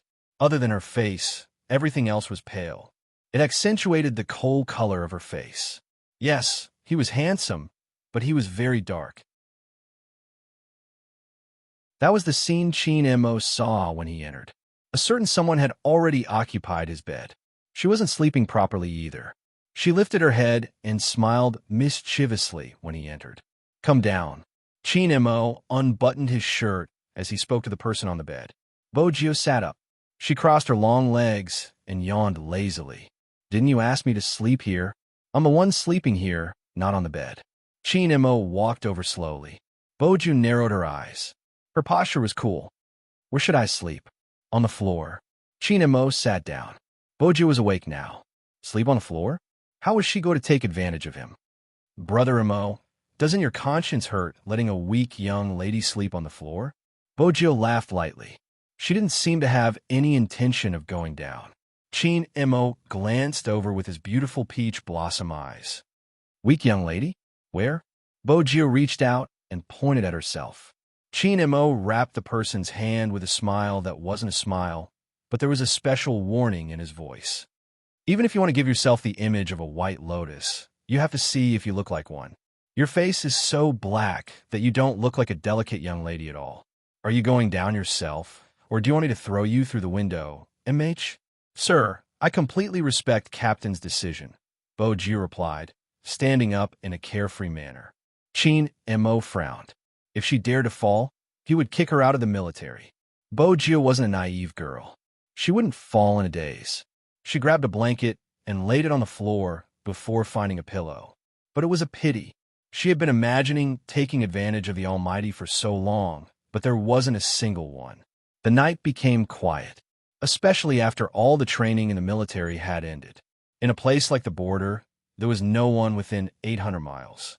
At night, there were only scattered stars and the faint sounds of insects. Both of them removed their jackets. When Chin Mo removed his jacket, Bojo glanced back. She caught sight of him standing tall by the window, his back slightly bent as he removed his camouflage jacket. His black hair was messed up, exuding a lethal sexiness. As if noticing her gaze, Chin Mo turned his head and looked at her. He even lifted the corner of his lips. You want to see? Bojo glanced over, suppressing the heat. She turned back to continue admiring him. The Almighty obviously didn't intend to give her the chance. He removed his jacket and lifted the military blanket on the bed. After lying down, he lifted his beautiful chin slightly. Switch off the lights. He even ordered her to switch off the lights. Really, she was like a little princess. It was obvious that Bojo's actions were carried out according to her wishes. After switching off the lights, she realized that the room was too quiet. It was so quiet that she could almost hear the sound of his breathing when he turned around. When Bojo laid on the floor, her thoughts were still pure. Later on, she probably wanted to take another look at him, so she tilted her head over. When the moonlight shone in, she could clearly see his figure. He was still sleeping in the same position, just like a royal from the 19th century. It reminded her of when the Almighty was young. He was also like this. She probably never understood why a child would be so particular about sleeping postures. Whenever she asked, he would reply, "Little Bojo, are you an idiot?" It had been a line that hadn't changed for so many years. Bojo tilted her head again. She felt a slight chill and wanted to pull the blanket up. She had thought it through after all. When it came to kissing, it was best if both parties were willing. She couldn't be too hooligan. Girls had to be reserved. Even though she had nothing to do with being reserved, she still had to act on the surface. If she chased him too fiercely, the Almighty would probably find an excuse to throw her away. The gains wouldn't make up for the losses. The moment this thought left her, the person who was lying on the bed suddenly moved. He only needed 2 steps to walk from the bed to her side. With the length of the Almighty's legs, he only needed one step. The moment Bo-Gyo opened her eyes, through the blanket, he placed one hand on the side of her face. His tall nose bridge was almost touching hers. The scent of mint and tobacco surrounded her, and the starry sky seemed to be imprinted in his eyes. It was a little bright, but not completely bright. There were faint fragments flowing through them. Little Bo-Gyo, did you do it on purpose? On purpose? Bo-Gyo arched a brow. She didn't understand. You purposely moved so that I wouldn't be able to sleep. Chin Mo lowered his body further. His eyes swept over her lips, and his gaze deepened.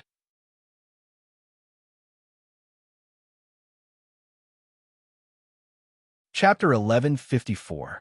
The sweet taste of the fruit spread from the corner of her mouth, spreading to the tip of her tongue. It was a familiar feeling. Bo-Gyo frowned, slightly depressed. Was this a lollipop? Chin Mo seemed to like seeing her like this. After gagging her mouth, he retracted his hand, his breath still lingering. Bo-Gyo watched his eyes. She had waited for so long, and the Almighty was only giving her a candy? It felt as though she had already taken off her pants, and he was showing her this. Bo-Gyo shifted her gaze downwards, her lips slightly downcast, and her ears drooping. It was all a routine. What happened to the kiss? What is it? Chin Mo arched a brow, finding it amusing. That face seemed to carry an air of nobility. You don't like it? Bo-Gyo bit the candy, remaining silent. Chin Mo pinched her face, his voice cold. Did you think I wanted to kiss you? You dream about it every day. Bo-Gyo. The Almighty would never understand the concept of being friends if he didn't expose it. Eat the candy and go back to bed. Chin Mo tilted his body and laid beside her. He looked very handsome. He lifted his chin again, as though telling her to go where she should go. Bo-Gyo bit the candy, stretching her arms out, wrapping them around the Almighty's waist. She smiled. I'm not going. Let's sleep together. Chin Mo laughed mockingly, pinching the youngster's chin. Little Bo-Gyo, who gave you the courage to say that? The candy gave me the courage. Bo-Gyo had the candy in her mouth, her words muffled. Anything else? This time, Chin Mo didn't push her away. Perhaps it was because the thing in his arms was too soft, or perhaps it was because when she spoke, the warmth hit his chest. He knew she was already an adult, the Z he had once admired, but he still felt that she was still young. If he rejected her too much, she would suffer from puberty. His thin lips moved slightly, his voice indifferent. Even if I do, it won't be yours. Brother Mo, I think we have to be sincere. We can't always be at sunder a little princess. Bo-Gyo smiled, her lips curved. What do you think? Chin Mo chuckled, his gaze turning cold. Go to bed. After Bo-Gyo was pushed away, she was confused. She had just started the first step of seducing him. How did it end so fast? She wanted to hug him again, but the Almighty wouldn't let her. She couldn't even get close to him. He did not take advantage of her at all. The Almighty guarded against her like a wolf. Bo-Gyo had no choice but to lie on the bed. She turned around twice before her gaze landed on the figure on the ground. She smiled lazily. Brother Mo, are you afraid that I'll do something to you and you won't be able to control yourself? You also know that you are a hooligan. Chin Mo closed his eyes, replying slowly. Bo-Gyo was at her wit's end. The Almighty wasn't even going to fall for her goading. Come up, I'll just have a good sleep since I can't beat you in a fight. If you're really worried that I'll do something to you, you can just handcuff me, Bo-Gyo replied in a gentlemanly manner. Chin Mo opened his eyes, glancing towards her. Our arrogant little princess doesn't sleep with anyone. Bo-Gyo. Fine. Since he emphasized the words, sunder a little princess, it was probably hopeless. She knew that the Almighty was a vengeful person, but she had underestimated the way he held a grudge. He would attack without leaving a trace. She licked the candy with the tip of her tongue. It was still sweet. Even her heart started to soften. Actually, she understood. It was rare for the military to have such things. She understood what it meant when he bought it for her. Ever since she was young, that person had always treated her like this. He disciplined and indulged her at the same time. But this time it was too hard to chase. Bo-Gyo glanced over once more. Chin Mo was riled up by her gaze.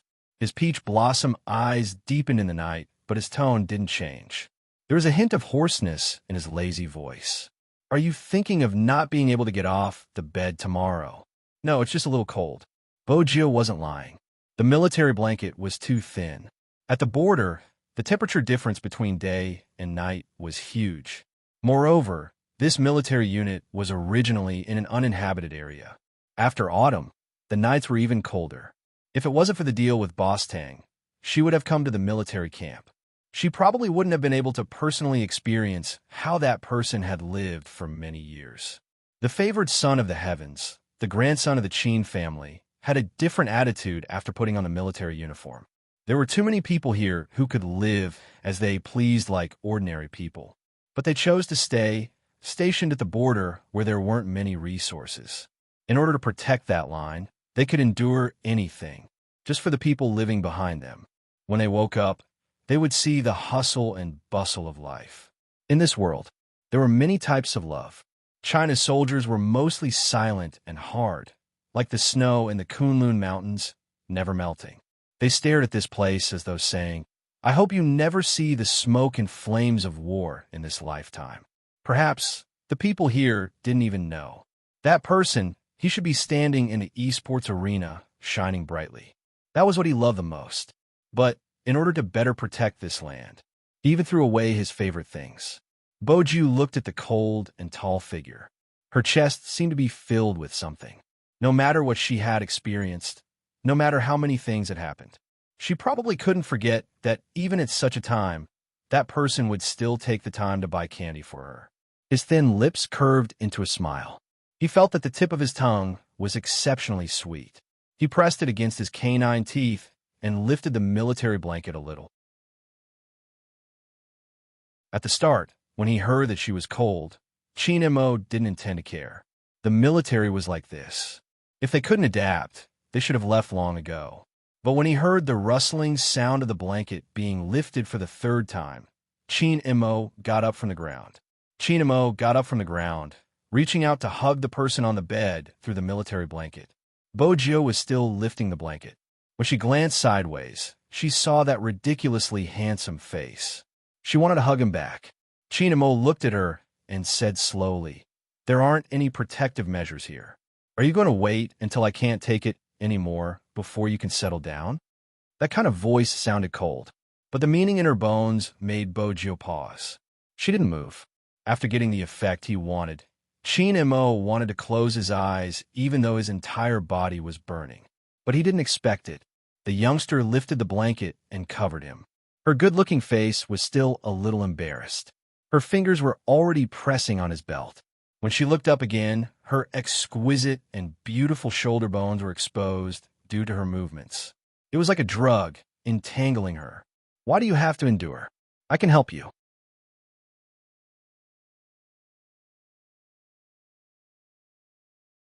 Chapter 11:55. The wind outside the window was strong. The lights outside were on, and the shadows of the gangsters could be vaguely seen. There were only two people in a military uniform. Qin Mo's gaze deepened. There was a pleasant smell on her lips. It was light with a hint of sweetness. It was like a lotus flower in a quiet valley. It slowly lingered from the tip of his nose to the side of his ears. Even when she was doing something, there was a smile on her lips. When she turned her body slightly, her face was beautiful, but her aura was clear. Her shirt was pulled open a little. It was loose after all. Her fair collarbone could be seen clearly. What was worse was that she had already reached out her hand. As she moved, her collar drooped even more. He could vaguely see the small lace under the bandage. It was just for a moment. Qin Mo's gaze darkened completely. His Adam's apple moved, and he held her wrist with extreme heat. He didn't push her away, because he couldn't push her away anymore. The smell on her body was like incense lit in the night. It was light but alluring. In the darkness, the temperature kept rising. Bojio felt as though all the energy in her body had been sucked out, because that face was too mesmerizing, and his deep and husky breathing beside her ear. It was so oppressive that it was magnetic. The breath beside her ear made her whole body go numb, not to mention where his hand was placed. Brother Mo? She opened her mouth. He interrupted her. He looked into her dark eyes. The color was bottomless and a little hot. Didn't you say you would help me? Bojo could hear his heartbeat. It was heavy and loud. Even his breathing was different from usual. You can do whatever you want of me. His words seemed to be enticing her. But this kind of enticement was easy to get addicted. No one would have the chance to see Chin Mo like this. He pressed against her head. In order to get her, even his aura was chaotic and noble. It was the most bewitching, especially when he looked at her like that. His black hair hung down. Even the corners of his eyes were filled with viciousness. When his fingers tightened, he looked like an extremely handsome devil. She couldn't resist at all. Her whole body would heat up, even if it was just this appearance. Accompanied by his deep and heavy breathing, the sound of his heartbeat would be amplified. They were so close that she couldn't retreat, even if she wanted to. He held her hand in his palm. The temperature of his fingertips was like ice, but it was also different. Because that handsome face, which had always been indifferent and noble, was now tainted with something else. Bojo felt an inexplicable dryness in her throat. She couldn't handle the Almighty at all. Hey, Brother Mo, that's enough. Bojo's wrist started to ache as she spoke. Chin Mo arched a brow and glanced at her, his voice slow. Obviously not enough. Bojo lowered her voice. It's good for your health. It wasn't much at first. Chin Mo leaned closer to her ear. It was all because of a certain someone's promise to help me. Bojo tilted her head, her ears slightly red. Isn't 40 minutes enough? You should know this the best. At this point, Chin Mo laughed. In the night, his voice was very alluring. After all, you were once a beneficiary. Bojo didn't say anything. She had lost completely in this aspect and couldn't get back at him. Chin Mo's gaze dimmed for a moment before he suddenly pushed her away. Bojo sat up. Where are you going? Take a cold shower, idiot. With that, Chin Mo entered the bathroom again. Bojo glanced up at the ceiling, waiting for the heat to subside. When the tip of her nose touched the pillow, she could still smell the musk on the Almighty's body. She closed her eyes and couldn't help but open the window. The night breeze blew in, extinguishing the temperature in the room. When Chin Mo walked out, he saw this scene. He frowned and carried her up, throwing her back onto the bed. Do you want to freeze to death? The water from his hair dripped onto her eyelids. She blinked and was about to use her hands to rub when someone pressed her down. The next moment, she felt the touch of towel. It was very light.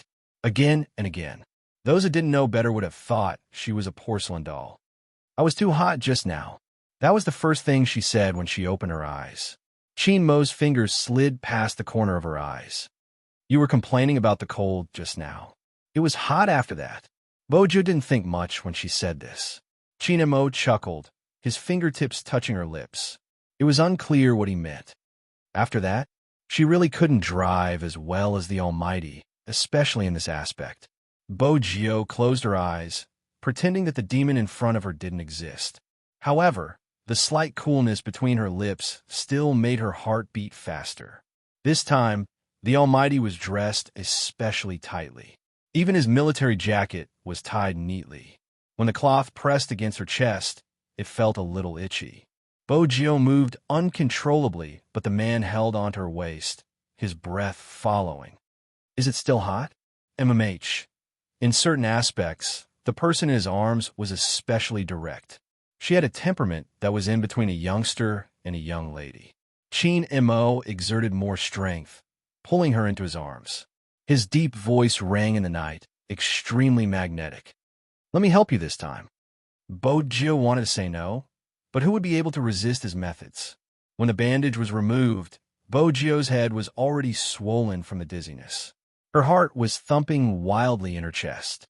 Sometimes, Chin Mo was right. There weren't many people like Bojo. When her thin lips opened, it was like a drug, making one want to lock her in his arms and break her completely. But Chin Mo didn't forget that they were in the military. The time and place weren't right. He tried his best not to look at her, but when she wrapped her arms around him, it was as soft as porcelain, reminding him how fragrant it was. He had tasted it before, tasted it without any restraint. Because of this, He felt that the sound that came to his ears was too alluring. It was so subtle that it seemed like it could emit a fragrance. She was in his arms, leaning against him so softly. When she raised her head, the faint mole under the moonlight shone faintly. All of this clearly fell into his eyes. She was like the seductive woman in his dreams. Under the thin layer of sweat, she was like a demon from the bottom of the sea, giving off an extreme beauty. That was the original sin. No one could escape, and he had never intended to let go. This person could only be his. Qin Mo's eyes dimmed, his thin lips moving slightly.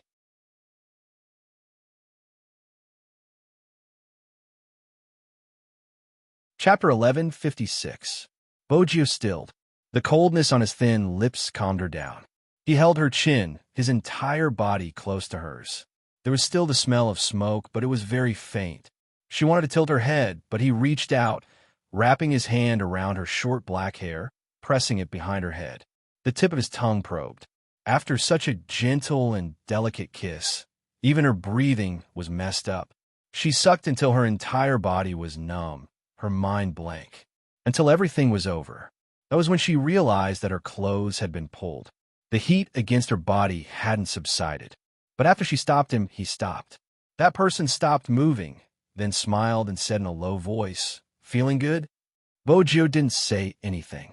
She felt that it was blasphemous to do such things to the Almighty in his military uniform. She wanted to move, but he pressed her into his arms, his entire body cold. "Do you really want me to go crazy? Close your eyes and sleep. That's the first option. The second option, I'll pack you up and chase you away." Little princess, Bojio thought to herself. He had already stood up. He probably couldn't sleep, so he walked over to his desk. Then he took out a pack of cigarettes from the drawer. He tilted his head slightly. Under the light from the fire, she could faintly see his elegant side profile. He didn't shift his gaze away from her. He held the cigarette in his mouth, raised his head, and blew out the smoke. He tugged the collar of his military uniform, trying to suppress something that was surging out of his body. Bojio felt that this Almighty was very cute. That's right, cute. Even though he was suppressing it, he was still extremely aloof and cold. His aura was still full of malice. It was easy to be mesmerized. She wanted to reach out and touch his hand to see if it was soft. Bojio gave it a try. But it wasn't his hand she touched, it was his face. She held it with both hands, the corners of her lips slightly curved. He almost blurted out, "Be my boyfriend, will you? I can give you the best things in the world." He allowed her to do as she pleased. His thin lips pursed. "Do you want to die?" Bojio laughed. "No, I want to kiss you." Qin Mo paused, a familiar warmth returning to his lips, but his tone didn't change. "Shut up if you don't want to be thrown out, little gangster." Bojio arched a brow. She remained in that position, tilting her head and planting a kiss on the side of his face. It was just a touch of goodbye. Qin Mo paused with the cigarette in his mouth. His dark eyes were beautiful enough to move anyone's heart, but he could only see one person. It was already late at night when he really fell asleep. The rumors in the army caused the old commander to be in a mess. "What's going on?" As he said that, he turned around and said to his adjutant, "Do you believe that cold brat can endure being suppressed by others?" "Report, I don't believe it." The adjutant puffed out his chest and raised his head. "This rumor is too ridiculous." The old general thought for a while. "Do you think he'll keep his only child?" There were many good technical soldiers in the army. However, it was very rare to see someone who excelled in jungle combat and had good electronic skills.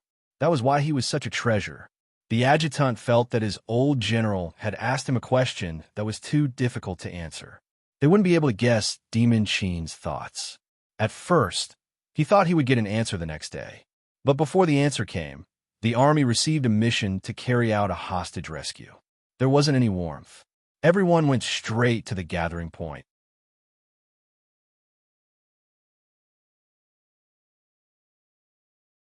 Chapter 11:57. Under such circumstances, everything happened quickly. They could even see the Almighty's back view as he walked out of the room. But when the time came, all of this would disappear. At this moment, Prince finally experienced the speed of this place. Everyone had to bring 3 items.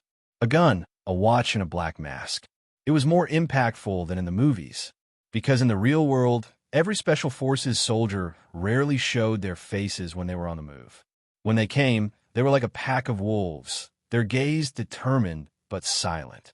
No matter how many questions Prince had, he wouldn't ask the youngster beside him at this moment. At this moment, everyone was focused on their mission. Both the new recruits and the members of the operation team were dressed the same.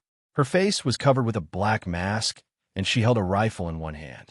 She glanced sideways to adjust the shooting distance. It was as though she was born to be here. It was just that the army would never use the hostage rescue as a chance for anyone to practice. The operation team was at the front. Boggio and the others were at the back, hiding in a place they were supposed to hide. There weren't many hostages because of the narcotics operation.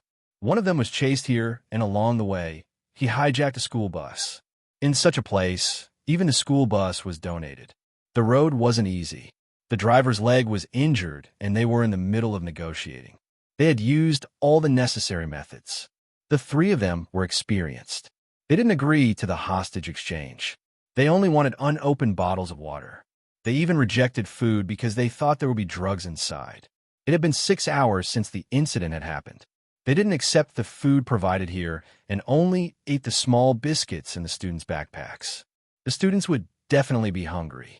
But as compared to hunger, fear was more unbearable. All of them shrunk into their seats, not daring to move after their food was snatched. They looked at the muzzle of the gun, trembling so much that their lips turned white. They were all children. With the long-range gun, every movement in the bus could be seen clearly through the window. There were only 3 of them. It was extremely difficult to deal with them in an instant and not give them a chance to harm others. The 3 of them weren't stupid. Each of them had a child in their hands and tried their best to avoid moving around the window.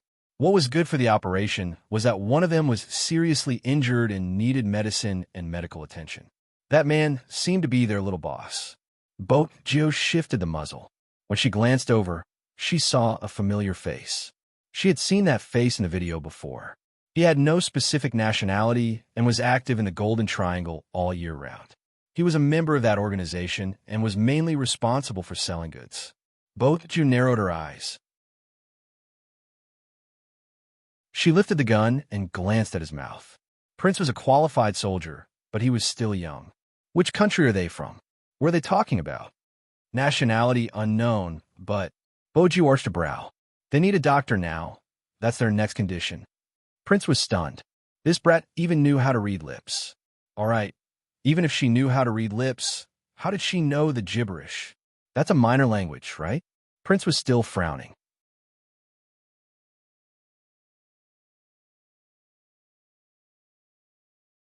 Chapter 1158. Enter the bus. The negotiator's mouth was dry.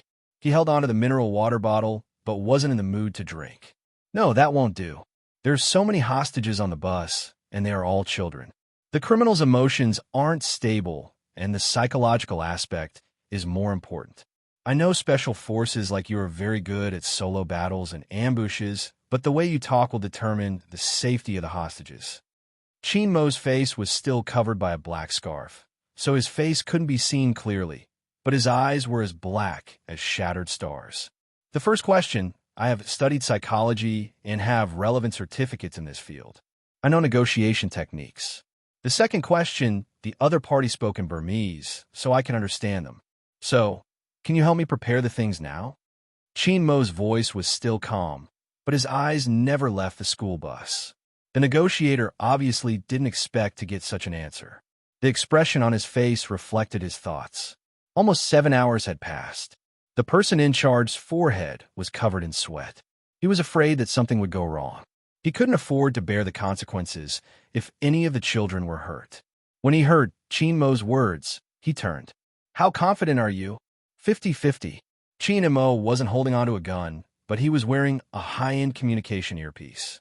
Even here, he could use hand signals to adjust the position of the snipers. The person in charge looked at him and found it hard to make a decision. You've seen how cunning these people are. They aren't idiots. Even if you put on a doctor's white coat, you won't be able to gain their trust. Chin Mo frowned. From a certain perspective, that was indeed the case. He was the soldier who was the least like a major general in the military. Compared to a soldier, Qin Mo's aura was too lazy and indifferent. But it was probably due to the environment he grew up in. When people first saw him, they would feel his aura. From the perspective of this operation, it wasn't an advantage. Right at this moment, Bo Jio, who had been hiding in the corner, held on to something and leaped down. She landed silently, but her words were clear. "I'll go." 2 words. The people who were discussing this matter all stopped. The negotiator could only see Bo Jio's figure. It was a little thin for a soldier. He couldn't see her face, but he could feel that she didn't look much like a soldier in her uniform. Since when were there special forces like this? Bo Jio was still holding onto her gun as she walked over. She glanced at Qin Mo with her eyes that weren't covered by the black scarf. "Compared to Captain, my looks are easier to lower one's guard. A doctor who isn't that tall wouldn't be able to raise their guard. Besides, Captain, you should know that I'm good at disguising myself." Qin Mo's tone was calm. "You have no business here. Go back." Bo Jio didn't move, her eyes dark. Qin Mo's fingers moved. When he looked at that person, there were too many emotions in his eyes. "You want me to believe that you can complete the mission?" "Yes." Bo Jio straightened.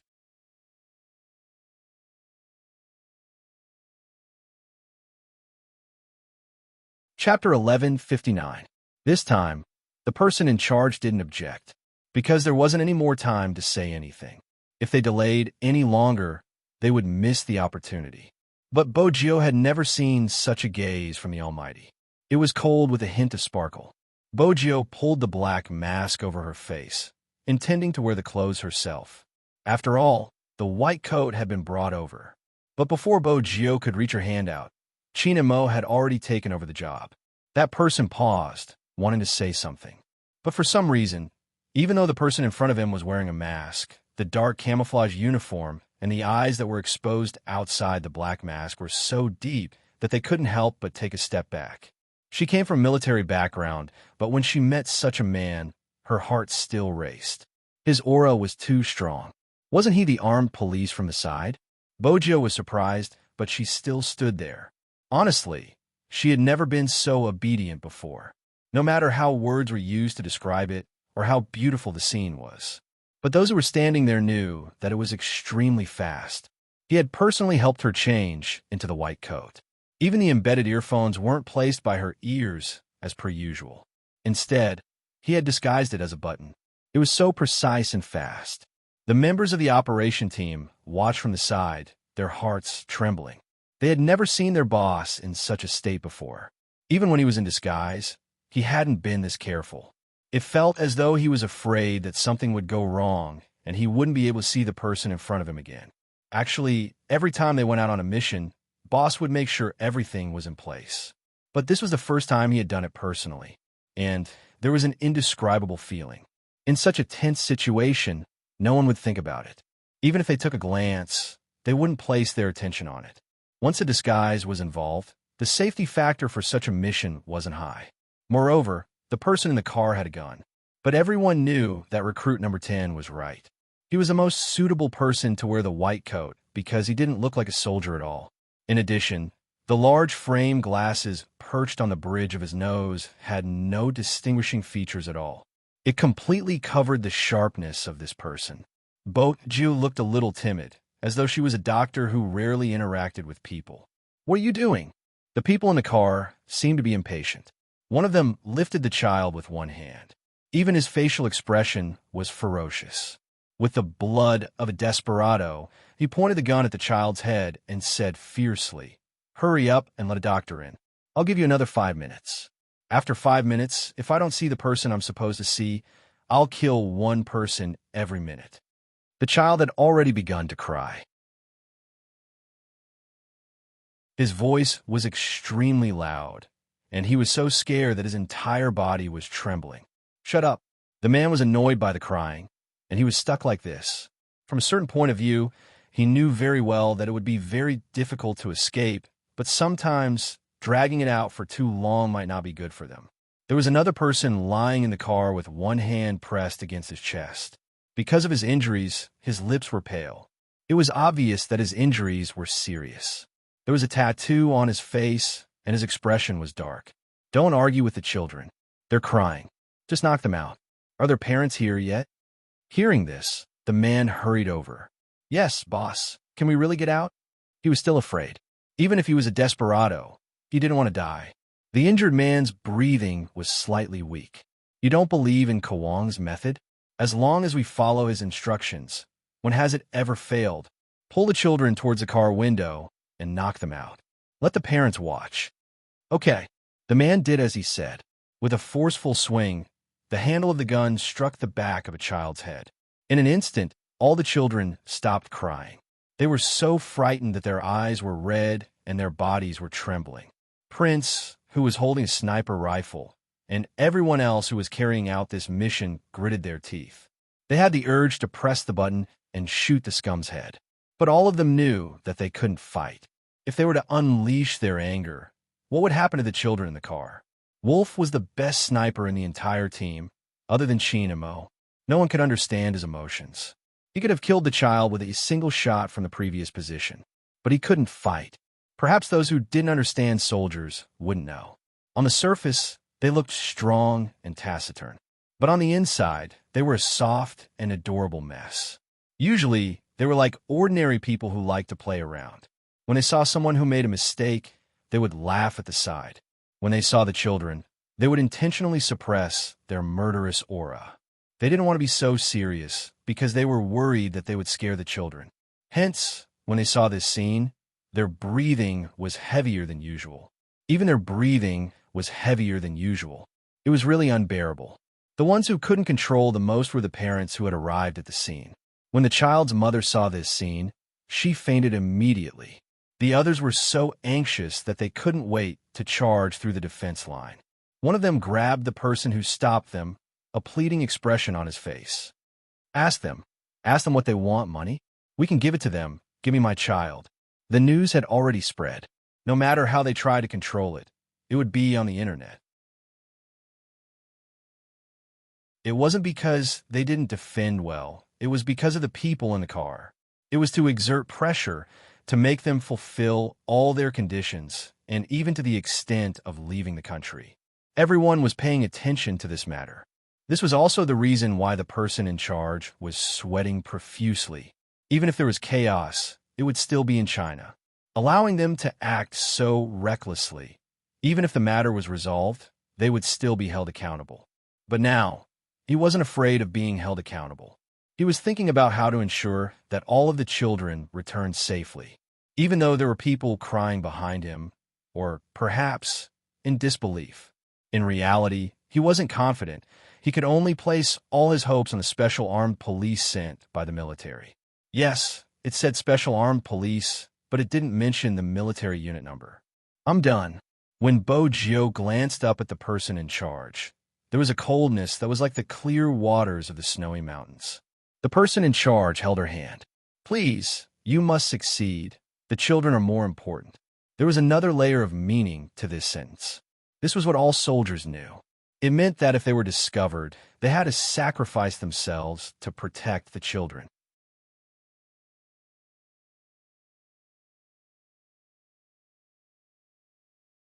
Chapter 1160. The rest of them started to prepare. They hid somewhere or found the best vantage point so that they could have a clearer view of the situation in the school bus. That way, they would be able to react appropriately in the most urgent situation. However, the entire operation team did not expect that the person who moved the fastest was actually the boss. He held his rifle with one hand, looking like a leopard in the forest as he leaped into the hidden area by the side of the road. Wolf was still hiding, unable to shift his gaze. Sometimes, blocking a line of sight was more important than sniping. Prince wasn't good at long-range shooting, so he could only wait anxiously. But just as he was panicking, he saw a figure climbing up the tree suavely. There was a murderous aura at the corner of his eyes. When he sat on the tree branch, he used the surrounding environment to hide his body, blending into the tree. Prince's eyes widened. The big devil? Wolf also felt that there was an additional person behind him. It was just a feeling. He didn't turn back. but he knew it was his boss. Not many people had seen Sheen Mo's long-range sniping skills. Most of the time, he was in charge of giving orders which soldiers should be in which position and how to complete the mission safely. These people would be brought back the way they were when they came out. He was called the captain because he had to be the first to charge deep into the enemy's territory. However, not all missions could be completed based on who was strong enough. Prince watched as the person raised his rifle and placed it on his shoulder. He was like the most silent existence, his breathing moving with the wind. Boss, what is he trying to do? Hunter opened his mouth. Magician tilted his head, his face covered in dirt. Shoot. Boss hasn't held a rifle in a long time, right? Yes. Everyone knew that ever since that incident, Sheen Mo hadn't held a rifle in a real mission. No matter how good his shooting was, it was in the military because he didn't want to. After around 3 seconds, Magician smiled. Magician smiled. Does this mean that Boss is really coming back? The person who raised his rifle and drew out an 800-meter no-man's land with a piece of hay in his mouth. That was enough to scare off anyone who tried to trespass the land. But how did he manage to overcome his psychological issues? Hunter didn't ask this question. Back then, they went on that mission together. When he found his boss, his eyes were bloodshot. His gun was placed by his side, his whole body was wet, and his wrists were hanging by his side. Back to the army. Regardless of whether it was the higher-ups or the doctors, they all said that Boss had been hypnotized and was no longer suitable for any missions. His military rank would be revoked, and he would be sent back to the city. He was the pride of the heavens. They all knew. But who knew? In order to guard this place, his body was full of injuries. During the earthquake, in order to pull a person up, his back was smashed by a heavy object. He had to endure it until he reached the army to get treatment. He was as tough as a mountain. But when a mountain was destroyed, it was like the clear moon in the night sky. Even his departure was silent. Now he raised the gun in his hand, and the muzzle followed a single point. That point landed behind the disguised recruit number 10, not leaving him by even an inch. The surrounding people all fell into silence. That was probably the only protection he could provide. He picked up the gun and locked onto one point. There was no mistake.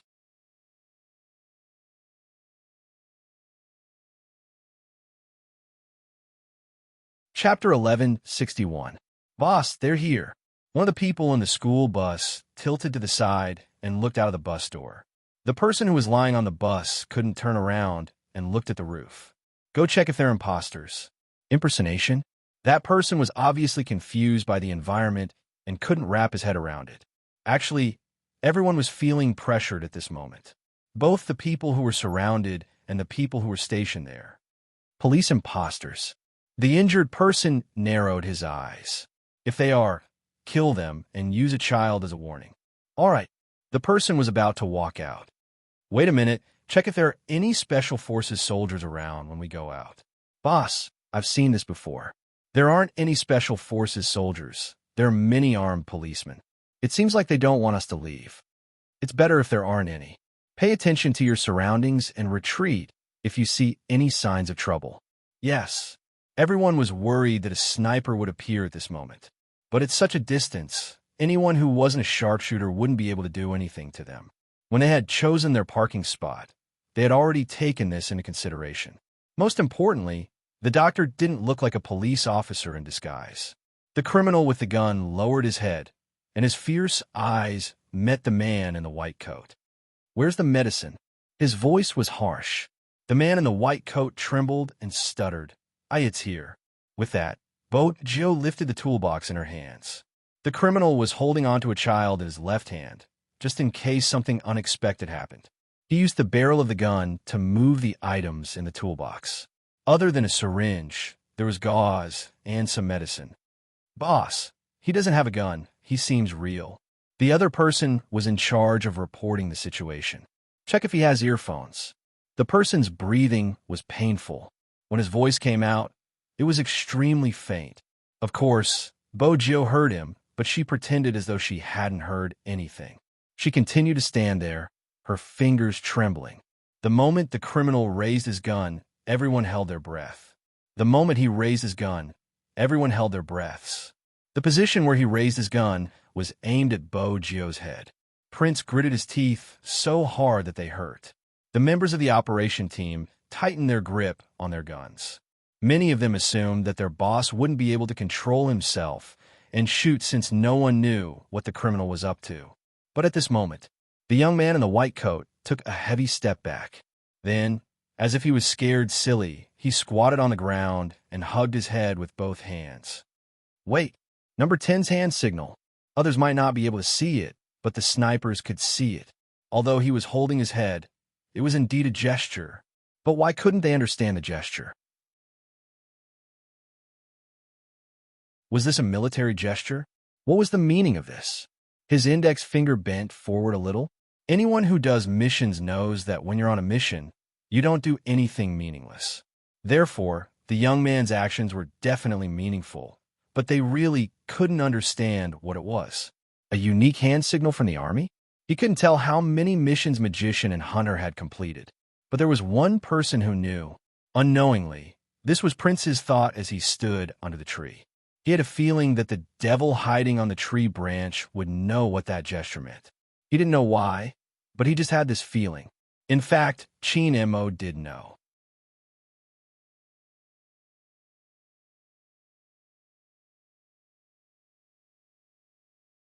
Chapter 1162, which meant she had asked him not to shoot first. Chin Mo knew everything, but he didn't loosen his grip. Even through the sniper rifle, his eyes were as deep as the galaxy in the night sky. The criminal was relieved. The more afraid the doctor was, the lower the possibility of it being fake. Moreover, the person had knelt down just now. It was obvious that he was scared silly. Get up. The criminal reached out and pulled Bojio into the school bus. It was the most dangerous place in the bus. This meant that there would be 3 guns pointed at Bojio's head. That's right, 3 guns. But the moment she entered, Bojio understood who was the most difficult person to deal with in the bus. Even though he was injured, he still had a gun in his hand. Even at this moment, he was still sizing her up with the tattooed man. In the video, he was the one who had shot the tourists. Bojio lowered her lids.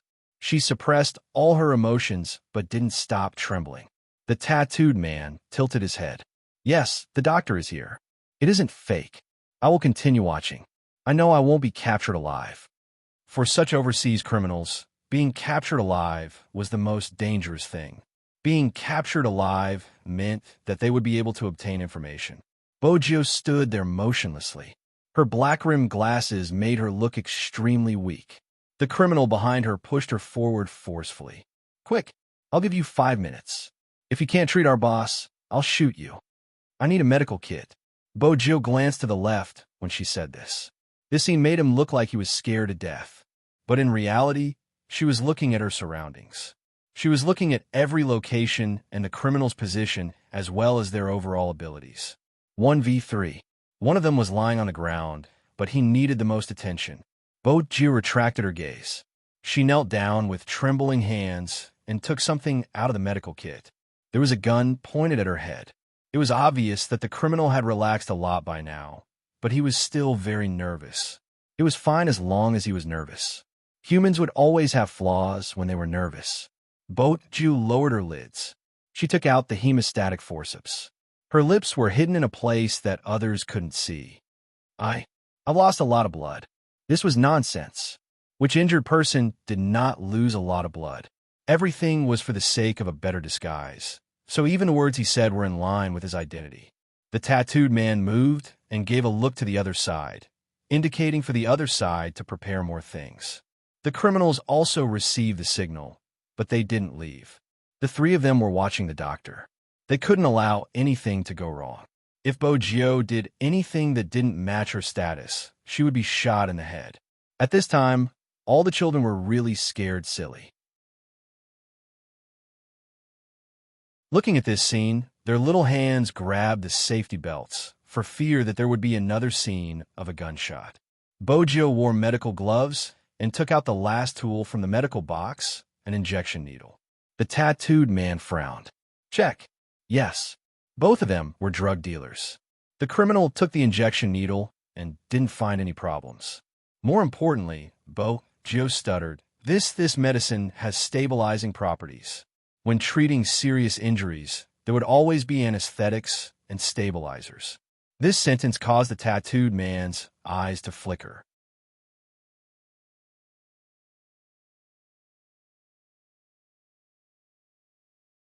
Chapter 1163.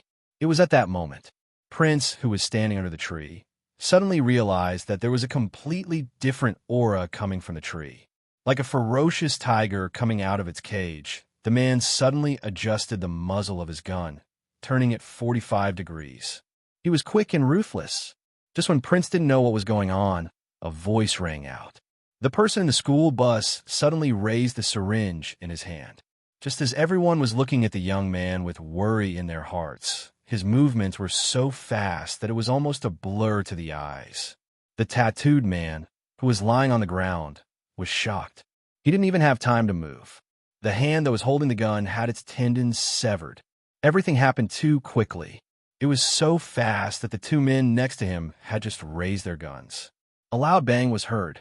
No one knew where the gunshot had come from. But that was the sound. It was the thug who had pointed the gun at Joe's head. The blood was like a blood mist spreading in the air. The tattooed man screamed out loud. Another gangster standing next to him had already reached out to grab a child. Sniping, no angle. But at this moment, the young man moved his long legs, and using the momentum, he leaped forward and kicked the criminal's wrist. Then, the force from a rotation of her body turned the young man's white coat into a weapon in her hand. There was a swishing sound. The white coat fell and covered the criminal's head. The moment he felt the pain and darkness, a second gunshot rang out, breaking through the car window. First, the glass shattered, followed by a headshot. Who was it? Who was that sniper? The same question appeared in everyone's mind. The tattooed man looked at the doctor who had stopped. He was in so much pain that he broke out in a cold sweat, but his eyes narrowed a little fiercely. Who are you? This was not a doctor at all. He actually didn't see it. Large beads of sweat rolled down his forehead. The tattooed man's heart sank as he looked at the harmless-looking youth. He had never seen this face before, so how could he be so strong? Joe's face was still stained with blood. Because she had been too fast, she had cut her fingers. However, none of this could affect her temperament. It was a kind of evil that lived in the darkness all year round. After she squatted down, she looked at the tattooed man and smiled. You're asking me who I am? I'm your old enemy. You can call me Daddy.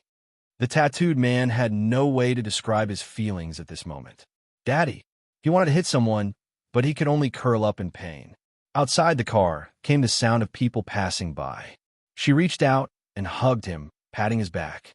She really didn't know how to comfort a child, so she used the same method the Almighty had used to comfort her when she was young. Don't be afraid. Big sister will buy you some sweets later. Everything is fine now. Your mother is outside. I'll open the car door now. You guys can alight one by one. Don't squeeze. You will hurt yourselves. The boy, who had been scared out of his wits, moved a little after hearing that, as if he had come back to his senses. Sometimes, a hug is enough to comfort someone. The little kids knew that the danger was over.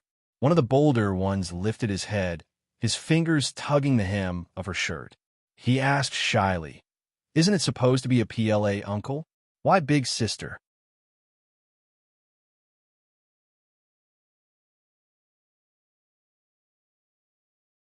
Chapter 1164.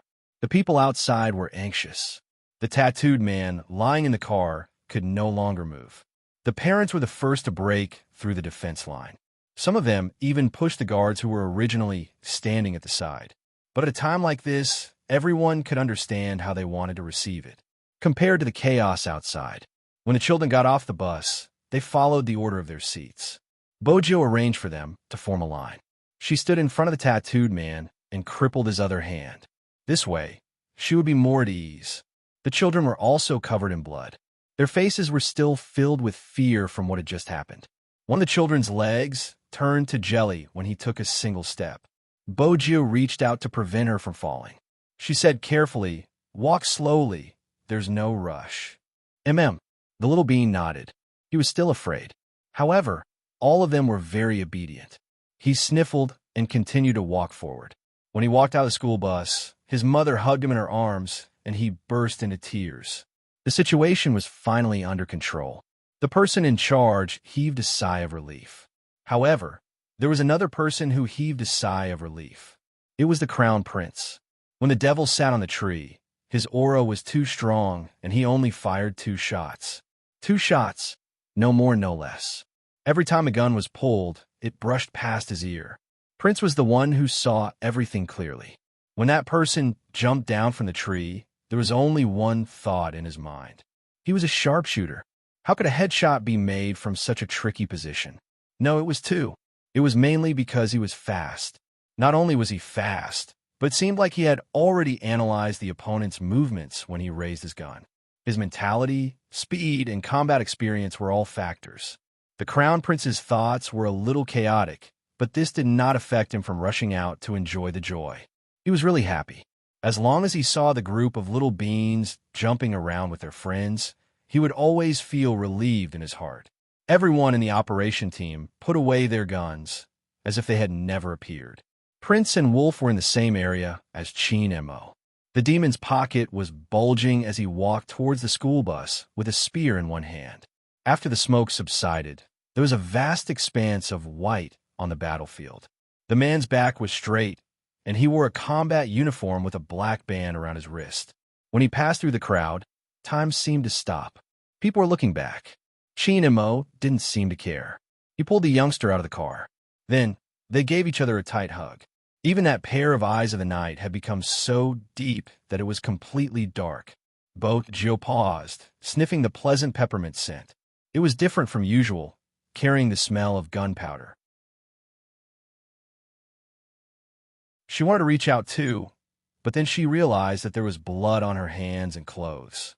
Brother Imo, I'm dirty. I don't mind. Chin Imo tightened his grip, as though he wanted to knead her into his bones. You don't mind? He returned the hug. Bojio smiled and reached out. This kind of hug was not excessive at this time.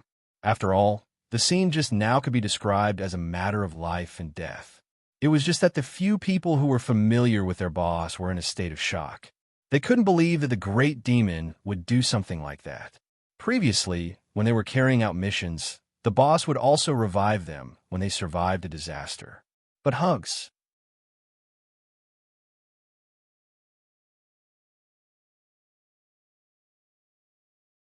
Chapter 1165. If it hadn't been for his superb marksmanship, they would have suspected that he was a fake boss. The little kids stood at the side, their eyes wide as they watched the scene. His parents wiped their tears. Uri thanked the 2 uncles from the People's Liberation Army. The little kids remained silent. One of them tugged his mother's sleeves, leaning towards her ear. One of them is an elder sister. You can't differentiate between genders. Don't call anyone good looking your elder sister. With a smile, he ended the topic. But the unforgettable topic was the hug in front of them. Of course, that was an internal matter of the operation team. The person in charge walked over, getting his men to detain the tattooed man. He couldn't walk anymore, but he was still breathing. This proved that the mission had been a success.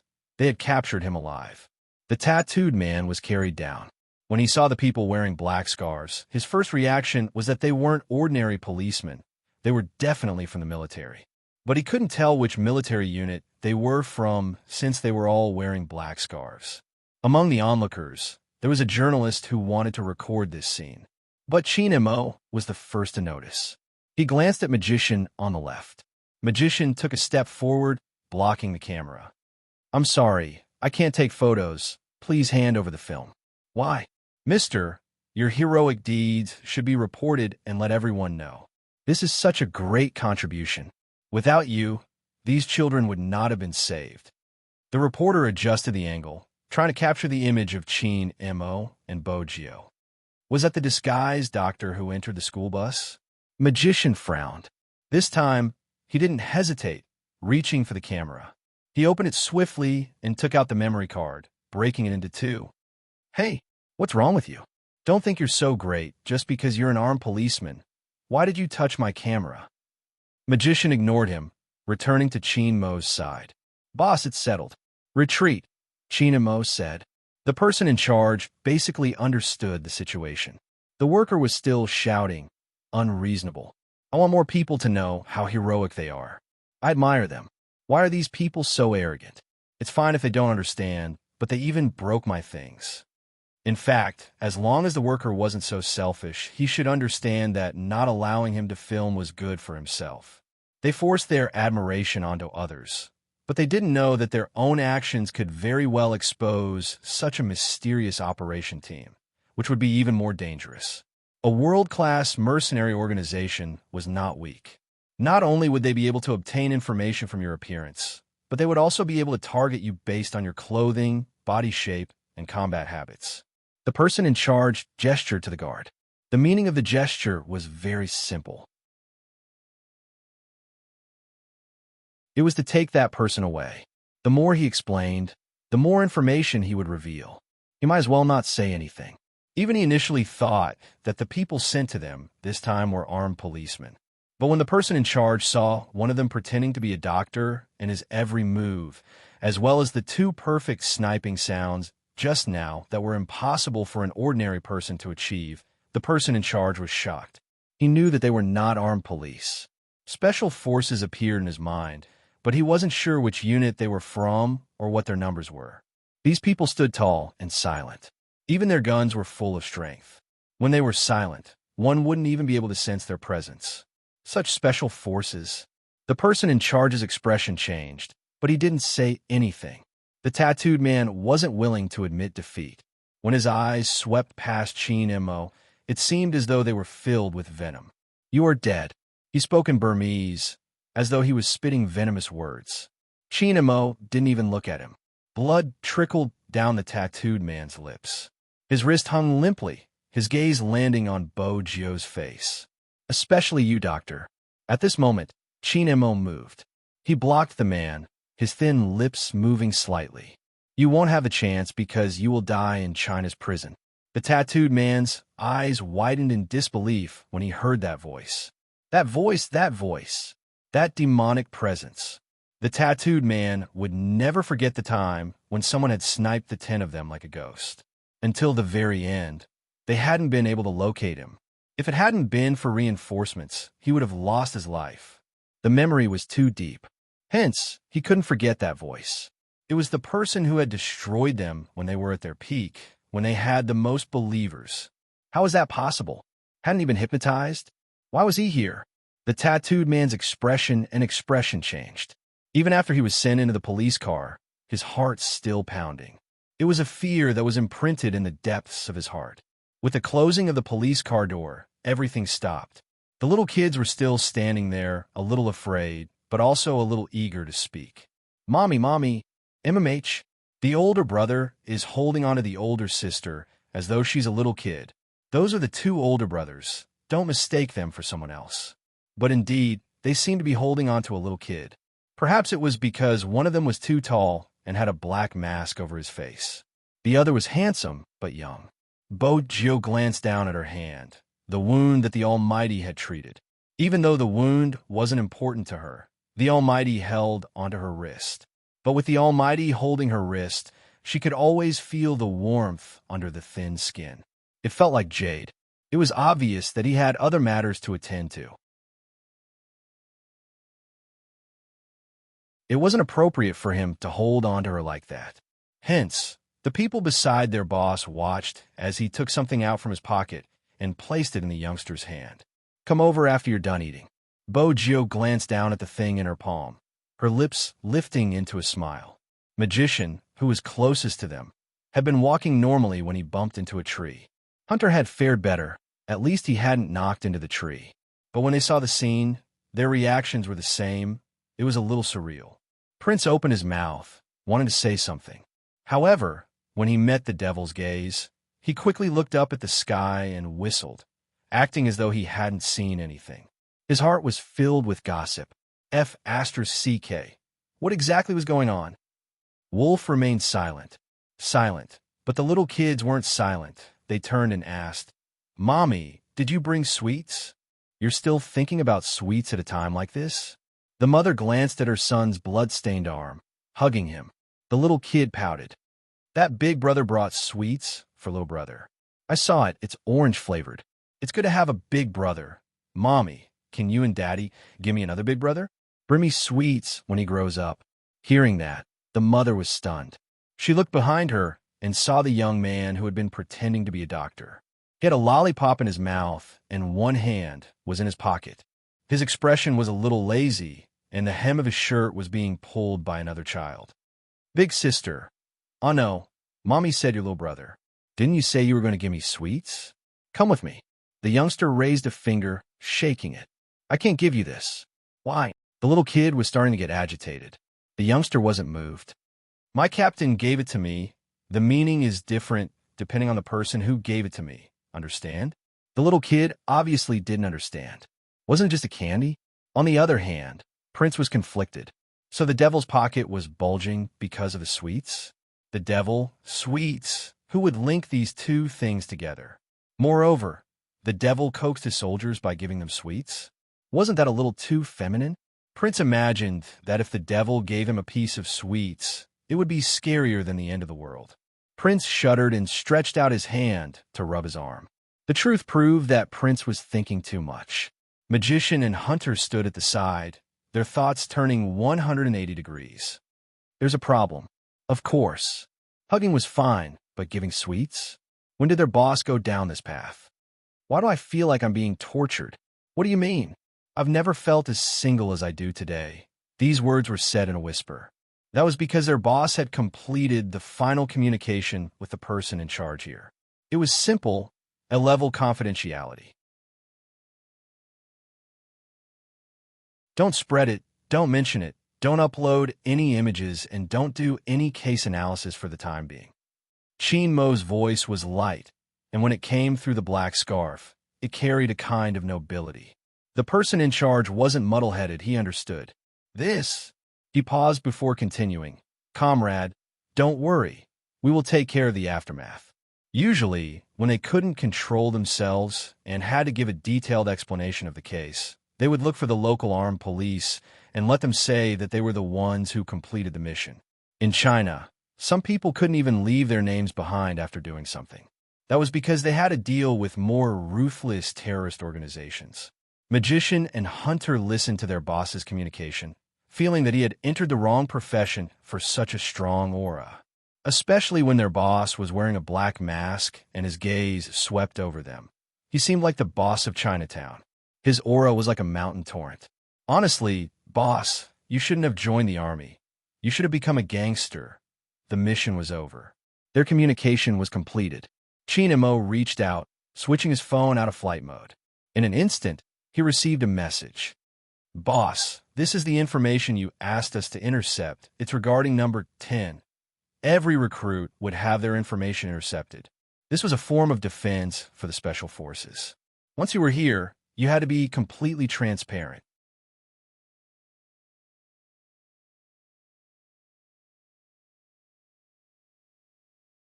Chapter 1166. Regardless of whether it was the messages she sent or her usual previews, they all appeared on Qin Mo's phone. Every single message was related to the Asian Cup.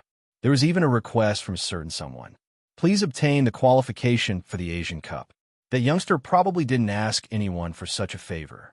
Hence, even her tone seemed a little stiff. The last message was sent to Feng Yi. Qin Mo knew that it was for him. The Almighty will go back. Qin Mo's gaze swept past the 5 words and landed on obediently Darling, who was standing not far away with a lollipop in her mouth. Her hand was wrapped in white gauze, and her head was lowered as she spoke to a little being. Qin Mo didn't know what they were talking about, and under her black hair was a glowing side profile. It wasn't appropriate. The location and time weren't appropriate. The clothes he was wearing weren't appropriate either. Qin Mo tightened his grip, as though he was suppressing something. Then he walked over. Bojo seemed to have sensed his approach, glancing up. The little bean wanted to say, Big brother, your little brother is so petty. Unexpectedly, he was the one to take the initiative. Captain, this little bean wants to snatch my lollipop. Little bean, little brother isn't just petty, he's also shameless. Didn't he say he would give in to the little kid?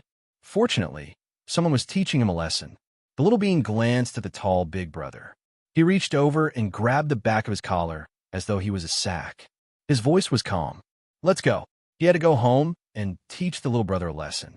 Whenever he was disobedient, his father would often do the same. But the little brother wasn't bad. He was just a little shameless, but he had saved them just now. Mommy, will that big brother bully the little brother? Magician and Hunter were walking at the back. They could vaguely hear the child's voice in the air. They thought to themselves, Kid, don't you know our boss is different from normal people? How could he be lecturing you? He's more like spoiling you. If he really wanted to teach him a lesson, he would only ask one question. Do you think you are suitable to be a foreign special forces soldier? If you think you are, come and fight with me. Just this question alone made many recruits retreat in the face of difficulties. But now it was different. Indeed, it was different. Even though Chin Mo had a sense of propriety and restraint, he couldn't resist the strong, gossiping heart of the operation team. Huntsman, it's number 10. You're the one who picked him up. Don't you have any information on him? Magician tried to find out more. The hunter was furious.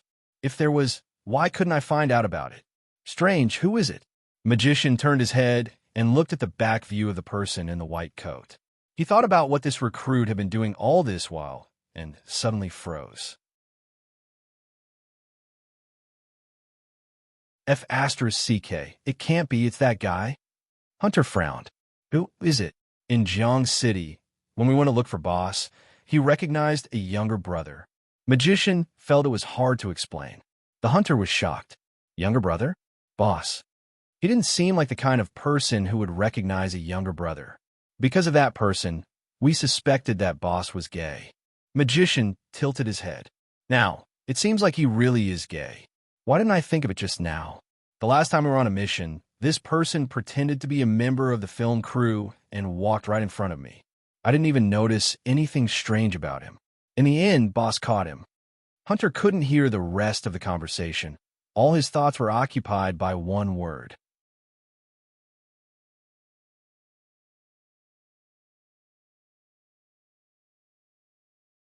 Chapter 1167. Magician didn't deny it. Instead, he asked, Can you explain why our boss gave her candy just now? He really couldn't explain it. The recruits didn't know and thought that the devil would occasionally be as gentle as a gentle breeze. But they knew that he wouldn't be like that to others. Hunter took a step forward. Magician asked, What's wrong? I suffered a huge blow. I need a break. This is too much of a shock. I wasn't prepared at all. Hunter felt like he was done for. Honestly, the fact that their captain liked the blue child was ridiculous. Magician patted his shoulder. I can understand your feelings. We felt the same way back then. So, that fellow chased after the troops. Hunter's imagination wasn't bad. Magician glanced up. You were a witness yesterday.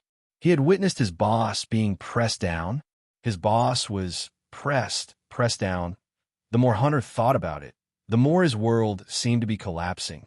At this moment, a group of people had reached an uninhabited area. They split up from the rest and headed to the place where the military aircraft could land. Chin Mo glanced over, catching sight of a youngster with a lollipop in her mouth. Her face was black and stained with blood. Little Bogio. MMH. Bogio was surprised that the Almighty would call her name in such a situation. Chin Mo asked leisurely, Are you done with the candy? MMH, there's only a stick left. She sucked on it. But even she hadn't expected the Almighty to ask, Do you want a kiss? Bogio's collar was still being tugged at. She felt the Almighty's hand lift the white coat up, and her eyes met the handsome face that was very close to her. The black mask had long been pulled up to his chin, and the dark color made his face look flawless and noble. A few strands of his black hair fell down, blocking his beautiful eyes and brows. Half of his body seemed to be wrapped around her, blocking not only the wind in the forest but also the hunter's line of sight. The sudden intimacy. As his thin lips landed, the scent of tobacco lingered around her. Bogio felt her breath being sucked away. Her heart seemed to be scratched by a furry claw, a layer of sweetness gushing out. It was a light kiss, like a candy hidden in the Almighty's pocket. Both of their lips had the taste of oranges. Traces of numbness came from between their lips and slid over their skin. For a moment, the only thing left in her nose was the unique taste of a man. It was the smell of gunpowder with a hint of mint and tobacco, making it hard for her to let go. Magician and Hunter, who were standing not far away from them, froze. "Boss, are you bullying us because we haven't been in a relationship before? Is that why you're acting so nonchalant? Even if you pull up your clothes like that, we still know how to kiss, okay?" Could it be? Magician and Hunter looked at each other. Based on their understanding of their boss, this meant that he didn't care whether they knew or not. On the other side, Bojio's breathing was erratic. The corners of her mouth curled up faintly. Her head was still half covered by the white coat, and her little face was flushed. Unfortunately, the color of her face could not be seen at all.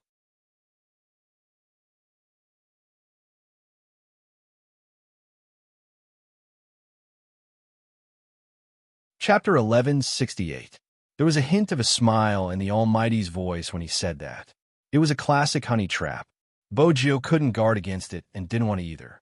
Hence, she stood there and allowed the Almighty to wipe his face. As for the destructive gazes from the side, Bojio wasn't bothered. Anyway, it was a good chance for others to know that the Almighty was hers. When Hunter and Magician returned to the military unit, they felt as though they were floating. In the past, they had been gossiping about their relationship as a joke. Now that they were in a relationship, how could they gossip? It was against the rules in the military unit. Boss, why exactly did he do that? Not to mention the ambiguous kiss just now, the candy incident had spread throughout the entire army in less than a morning. Everyone was trying to guess their relationship, and naturally, the old general heard about it. What did you say? That youngster gave candy? Was he lying to me? Or was he joking? The old general took a sip of tea. The adjutant stepped forward. Reporting, "It's completely true, sir." The old general wanted to say something else. The person in question was already standing at the door. He was dressed in his military uniform, standing against the light. His aura made the adjutant, who had been in this position for many years, feel a little fearful. No, he couldn't be fearful. After all, he was still his junior. The old general's reaction would be swift. His gossipy face had turned into a bright smile, like a wise man with many layers of knowledge. "You're here?" The mission was a success. Chin Imo walked in and gave a standard salute, his tone lazy. "I'm sure you've heard." The old general took a sip of tea. "Heard? What did you hear?" "It has nothing to do with me." Chin Imo didn't beat around the bush, going straight to the point. The old general pretended to be confused, turning towards his adjutant. "This youngster is speaking in riddles again. What does he want?" Reporting, "I'm not sure." The adjutant was an honest man, his face turning red the moment he lied. "Since the chief is so concerned about recruit number 10, you should be aware of his recent movements. For example, the rumors about him suppressing me should have reached you a long time ago. Adjutant Lee is a messenger, so it's not hard for him to find out such information. Since the chief insists that he hasn't heard of it, as the person involved, I can explain it to him. I have a special relationship with recruit number 10, so it's not suitable for us to go on a mission together. She won't be part of the operation team for this overseas mission." Lee Imo nodded. The old general's expression turned serious for the first time. He reached out and pinched his glabella. "Chin Imo, you aren't an emotional person." Chin Mo's expression turned serious. "Chin Imo, you aren't an emotional person. When someone points a gun at her head, I can't stay calm. If I don't stay calm, I won't be able to complete the mission." The old general looked at him and said, "But today, you did very well. It's different outside the country." Even at this moment, Chin Mo's thoughts were clear. "We won't have any reinforcements there. We won't be able to disguise ourselves, and we won't even have a path of retreat." The old general had his own insistence. Number 10 is a rare, technical soldier. I admit it. When Chin Imo said these 3 words, he could even imagine a certain someone sitting in front of the computer, her fingers flying across the keyboard. Even the coldness in his eyes melted. He smiled faintly. There aren't many people who are better than him in terms of network technology. The adjutant standing at the side. What's with the feeling of being sold? But with that, Chinamo paused and glanced at the old general, his tone calm. If it was your daughter, would you let her go to the battlefield? The old general had a daughter, and he had wanted her to get to know this cold boy. He was a soldier, and indeed, he had never thought of letting his daughter go to the front line. What kind of place was that? It was a place where people could eat people.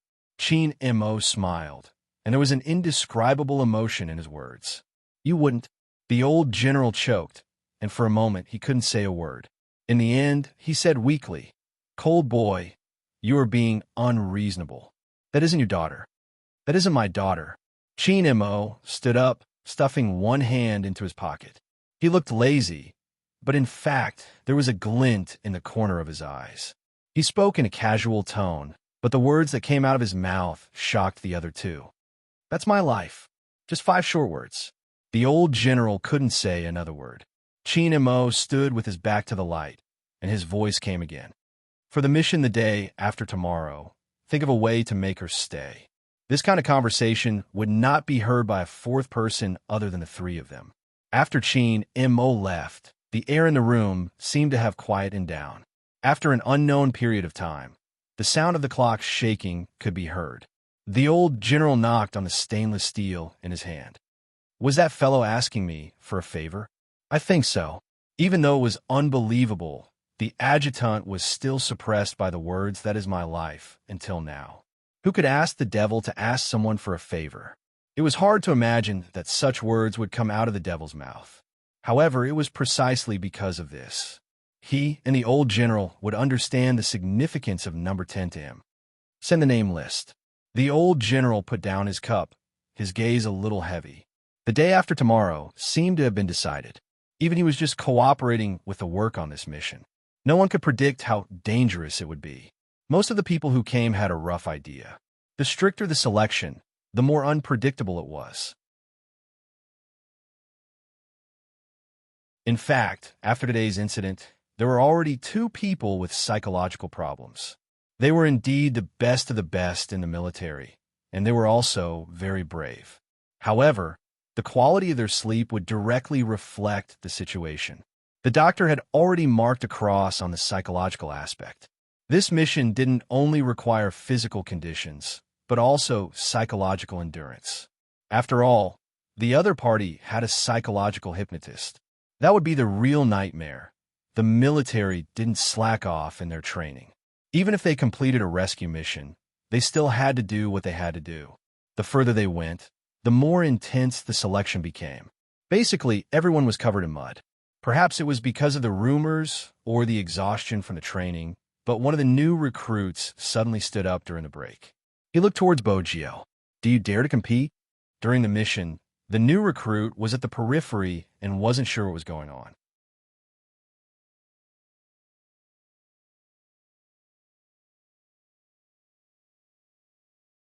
Chapter 1169. Bogio wiped the sweat off her chin when she was called. She glanced up, her gaze deep. Prince was in the same dormitory as Bogio, and they were in the same team. Moreover, they had been together for such a long time. He knew Bogio's performance better than anyone else. Now, someone said that she had relied on her connections to get her position. That was so frustrating. Prince wanted to stand up for her. After all, he came from the military and had a fiery temper. He hadn't expected someone to interrupt him. What do you want to compete in? It was Bogio.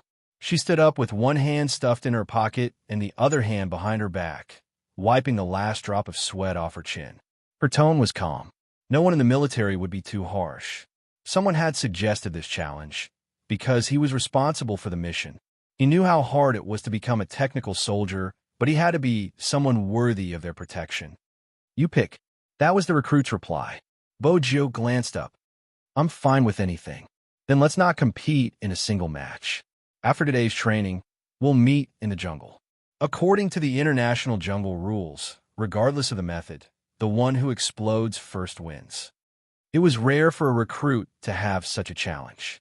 That recruit also knew that according to the previous rumors, it was their technical soldiers who had destroyed the opposing team. But the others didn't know that there was a sniper among them. If there hadn't been an outstanding sniper, Number 10 wouldn't have been able to infiltrate the enemy camp. They were the last to be sacrificed. From the start to the end, they hadn't seen Number 10. The reason why they chose the jungle challenge was to tell the recruit that if the technical soldier was too weak during an overseas mission, he would be a burden to the entire operation team. Bojo understood what he meant. She drank a mouthful of water and replied, "Okay." Prince opened his mouth. He wanted to tell Bojo that this was the recruit with the highest qualities in Team 2. His sniping and concealment skills were top-notch. She should consider before agreeing. But on second thought, if he was in her shoes, he would have accepted the challenge too. "But, brother, tell me the truth. What exactly is your relationship with the devil? Was it really as the rumors said?" The military didn't allow such special feelings. Two men, even if they weren't in the military, it wasn't possible. If this was true, even the great devil would have to be demoted in rank. Even though she hadn't been in the military, she knew the logic behind it. She smiled. "What do you think our relationship is?" This question made Prince choke. What should he say? F***CK. Just as Prince's face turned green, Bojo opened her mouth again, her tone leisurely. Family members." Prince's eyes widened. What do you mean? Holy sh**t. He was even stuttering.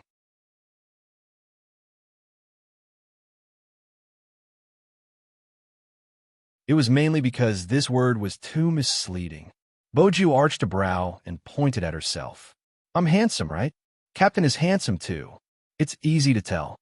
"Prince, are you praising yourself or answering my question? Don't tell me you're brothers." Prince chuckled. Bojo turned, nonchalant. "Congratulations, you got it right. But we aren't blood-related, we're cousins." "Cousins?" Prince felt that something was amiss. "Then why did you suppress the devil that day?" Bojo arched a brow. "I just wanted to ask my brother to not tell anyone about our relationship, so that the people here wouldn't have any ill feelings towards me. We are all new soldiers, and I don't know how to fold my blanket. It's embarrassing. Don't you want people to know that your uncle is our old general?" Bojo raised her eyebrows. Prince found the first half reasonable, but when he heard the last sentence, his expression darkened. He pointed at Bojo. You, F***CK, how did she know? That didn't make sense." Bojo took another sip of water, a devilish smile on her face. "So, you believe me now?" "Me? Tell me how you know my identity first." Prince thought to himself. Wasn't his disguise good enough? He hadn't even interacted with his uncle before. Bojo replied slowly, "I'll find out if I want to." "Youngster, you're still too naive. It's something that can be settled with a computer. How can it be so troublesome?" Prince was stunned. He held onto Lin Fan's hand. "Brother, please don't tell anyone about this. I really want to join the army." "Sure." Bojo placed the water down. "Tell me your conditions." Prince glared. Another F***king condition? Why did he join the military instead of being a robber? "Tell me, what are your conditions?" Prince was behaving like a little wife. Bojo pointed at her phone. "I was warned by my captain that if I use my phone again, he'll kick me out of the military. Think of a way to give me a phone. We can't contact anyone in the military." Prince had his principles. "Oh," Bojo replied. "Then I'll go talk to my roommates about your family background." F***CK. Prince reached out and pulled her back. "Promise me that you won't include any pictures in your messages, and the topic can't be related to the military. Also, you can't describe the situation here." Bojo looked at him. "Do you think I'm committing treason?" "Of course I wouldn't do such a thing. I'm just sending a message to my teammates." "Teammates?" Prince was dumbfounded. "Do you miss your army unit?" Bojo glanced up at the sky. She felt that she had to hide her identity since there was a video online of her admitting to being a girl. Even though the military wouldn't be able to see it since it was a sealed-off place, it was better to keep a low profile. "MMH, I miss it." Bojo's words were true. Sometimes, whenever she saw the computer and touched the keyboard, she would be reminded of that period of time. She would sit in the club with those people and beat them up. Sometimes, she would flash into the blood pool to kill them. After killing them, they would leave with a chicken wing in their mouths and oil on their hands. At that time, Yao Yao would be sitting beside her, watching Coco and Feng Shang fight for the MVP. Bojo's gaze softened when she thought about it. Those eyes used to be dark and cold, but now they seemed to be reflecting something in them. Prince looked at the youngster and was reminded of his time in the military. At that time, he had been a cold and aloof military prince who was invincible in close combat. Why did he seem to have changed after coming to this military unit? This military unit was poisonous. All right, I'll get one. Don't tell anyone about this. Prince left with his conditions. He was still thinking about how formidable his cousin was. The devil was already inhuman, and now there was another cunning one. He wouldn't be afraid of any tricks when he carried out missions in the future. In terms of tricks, they weren't weak either. After Prince got his phone, they found a place that wouldn't be easily discovered. It was a strange place, in the forest near the training ground. Hurry up. That was Prince's original words. Bojiu glanced at him. Don't use such misleading words. If someone passes by, they might think that I did something to you. Prince moved 3 meters away from the youngster. How could he forget about her reputation? Indeed, he had to maintain a distance. It wouldn't be good if others thought that he was gay. His uncle would definitely break his legs. Bojiu tried to switch on the phone. It wasn't her own phone, and she wasn't used to it. But it was still possible to investigate something or make a phone call to someone. F***CK. Why did you download Lil P's livestream? What exactly are you doing? Bojiu avoided his hand. Why are you so nervous?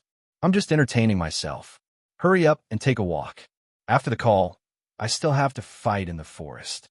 I have to stand at a place where I can't hear you. Prince was adamant about this. He wouldn't allow anything to go wrong with the phone he brought over. Bojiu opened the live stream and entered a room.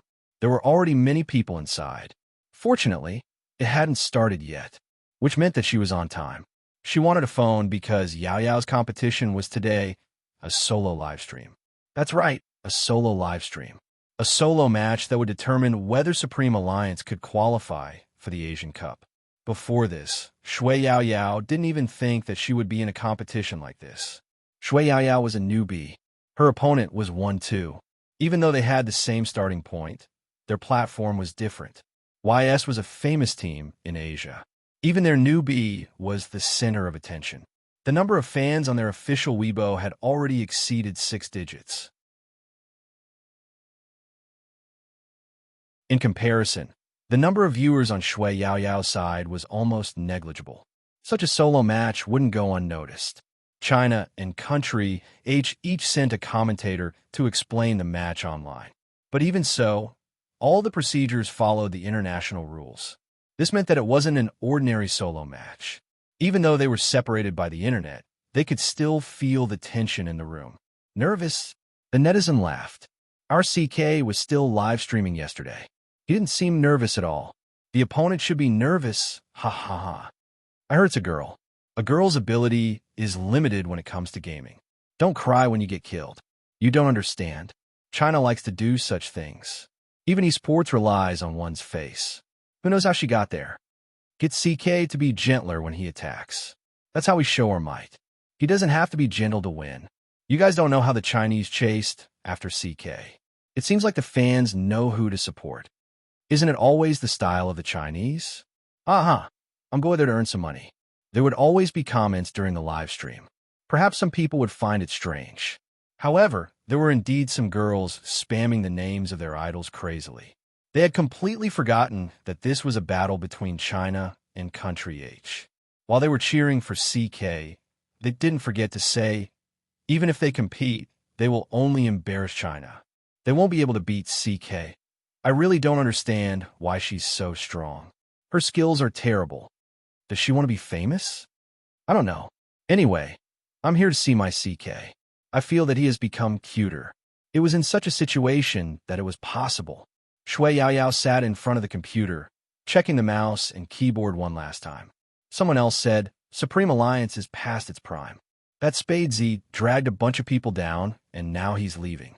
If you ask me, Supreme Alliance deserves it.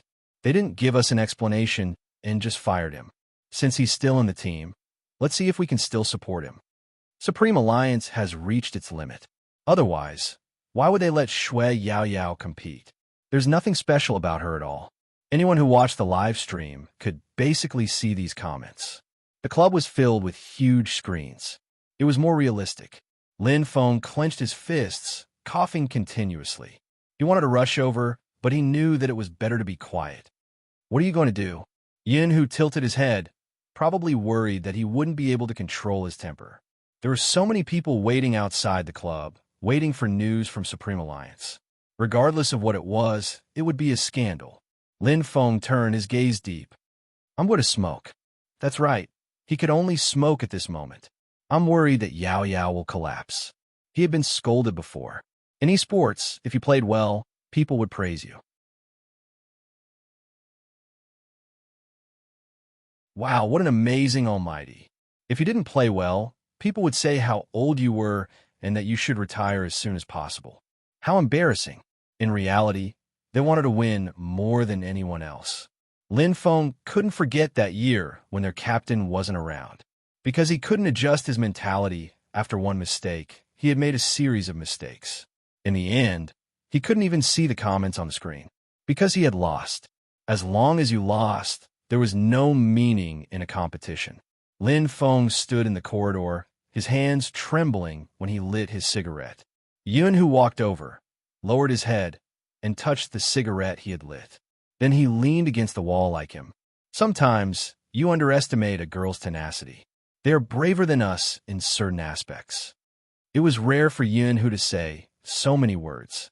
Lin Feng smoked, not saying a word. Both of them knew that whoever sat in that room would have to bear this pressure. Professional esports players only looked glamorous on the surface. There was 1 minute left before the game would start. The players had a chance to speak to the team. Many people thought that Yun Hu, Wu Yao, or Feng, he would be the one guiding Yao Yao's tactics. But at this moment, Feng, he stood up, gesturing to the other side to pause the call. Then he connected the call. When he was doing this, he was still dressed in a suit, looking like an ace manager. Just as everyone was still confused about what was happening, a voice suddenly came from beside her ear. Suddenly, she heard a voice. It was the voice of a teenager, with a hint of laziness but as clear as water. It calmed Shui Yao Yao's racing heart. Yao Yao, you're tuning in to the Romance Rendezvous YouTube channel. We're so grateful for your support, and don't forget to subscribe to join us on this incredible journey through captivating stories. Your generosity through donations truly makes a world of difference, as it's the primary source of revenue that allows me to expand and enhance this channel for you. Thank you from the bottom of my heart for being a part of this adventure.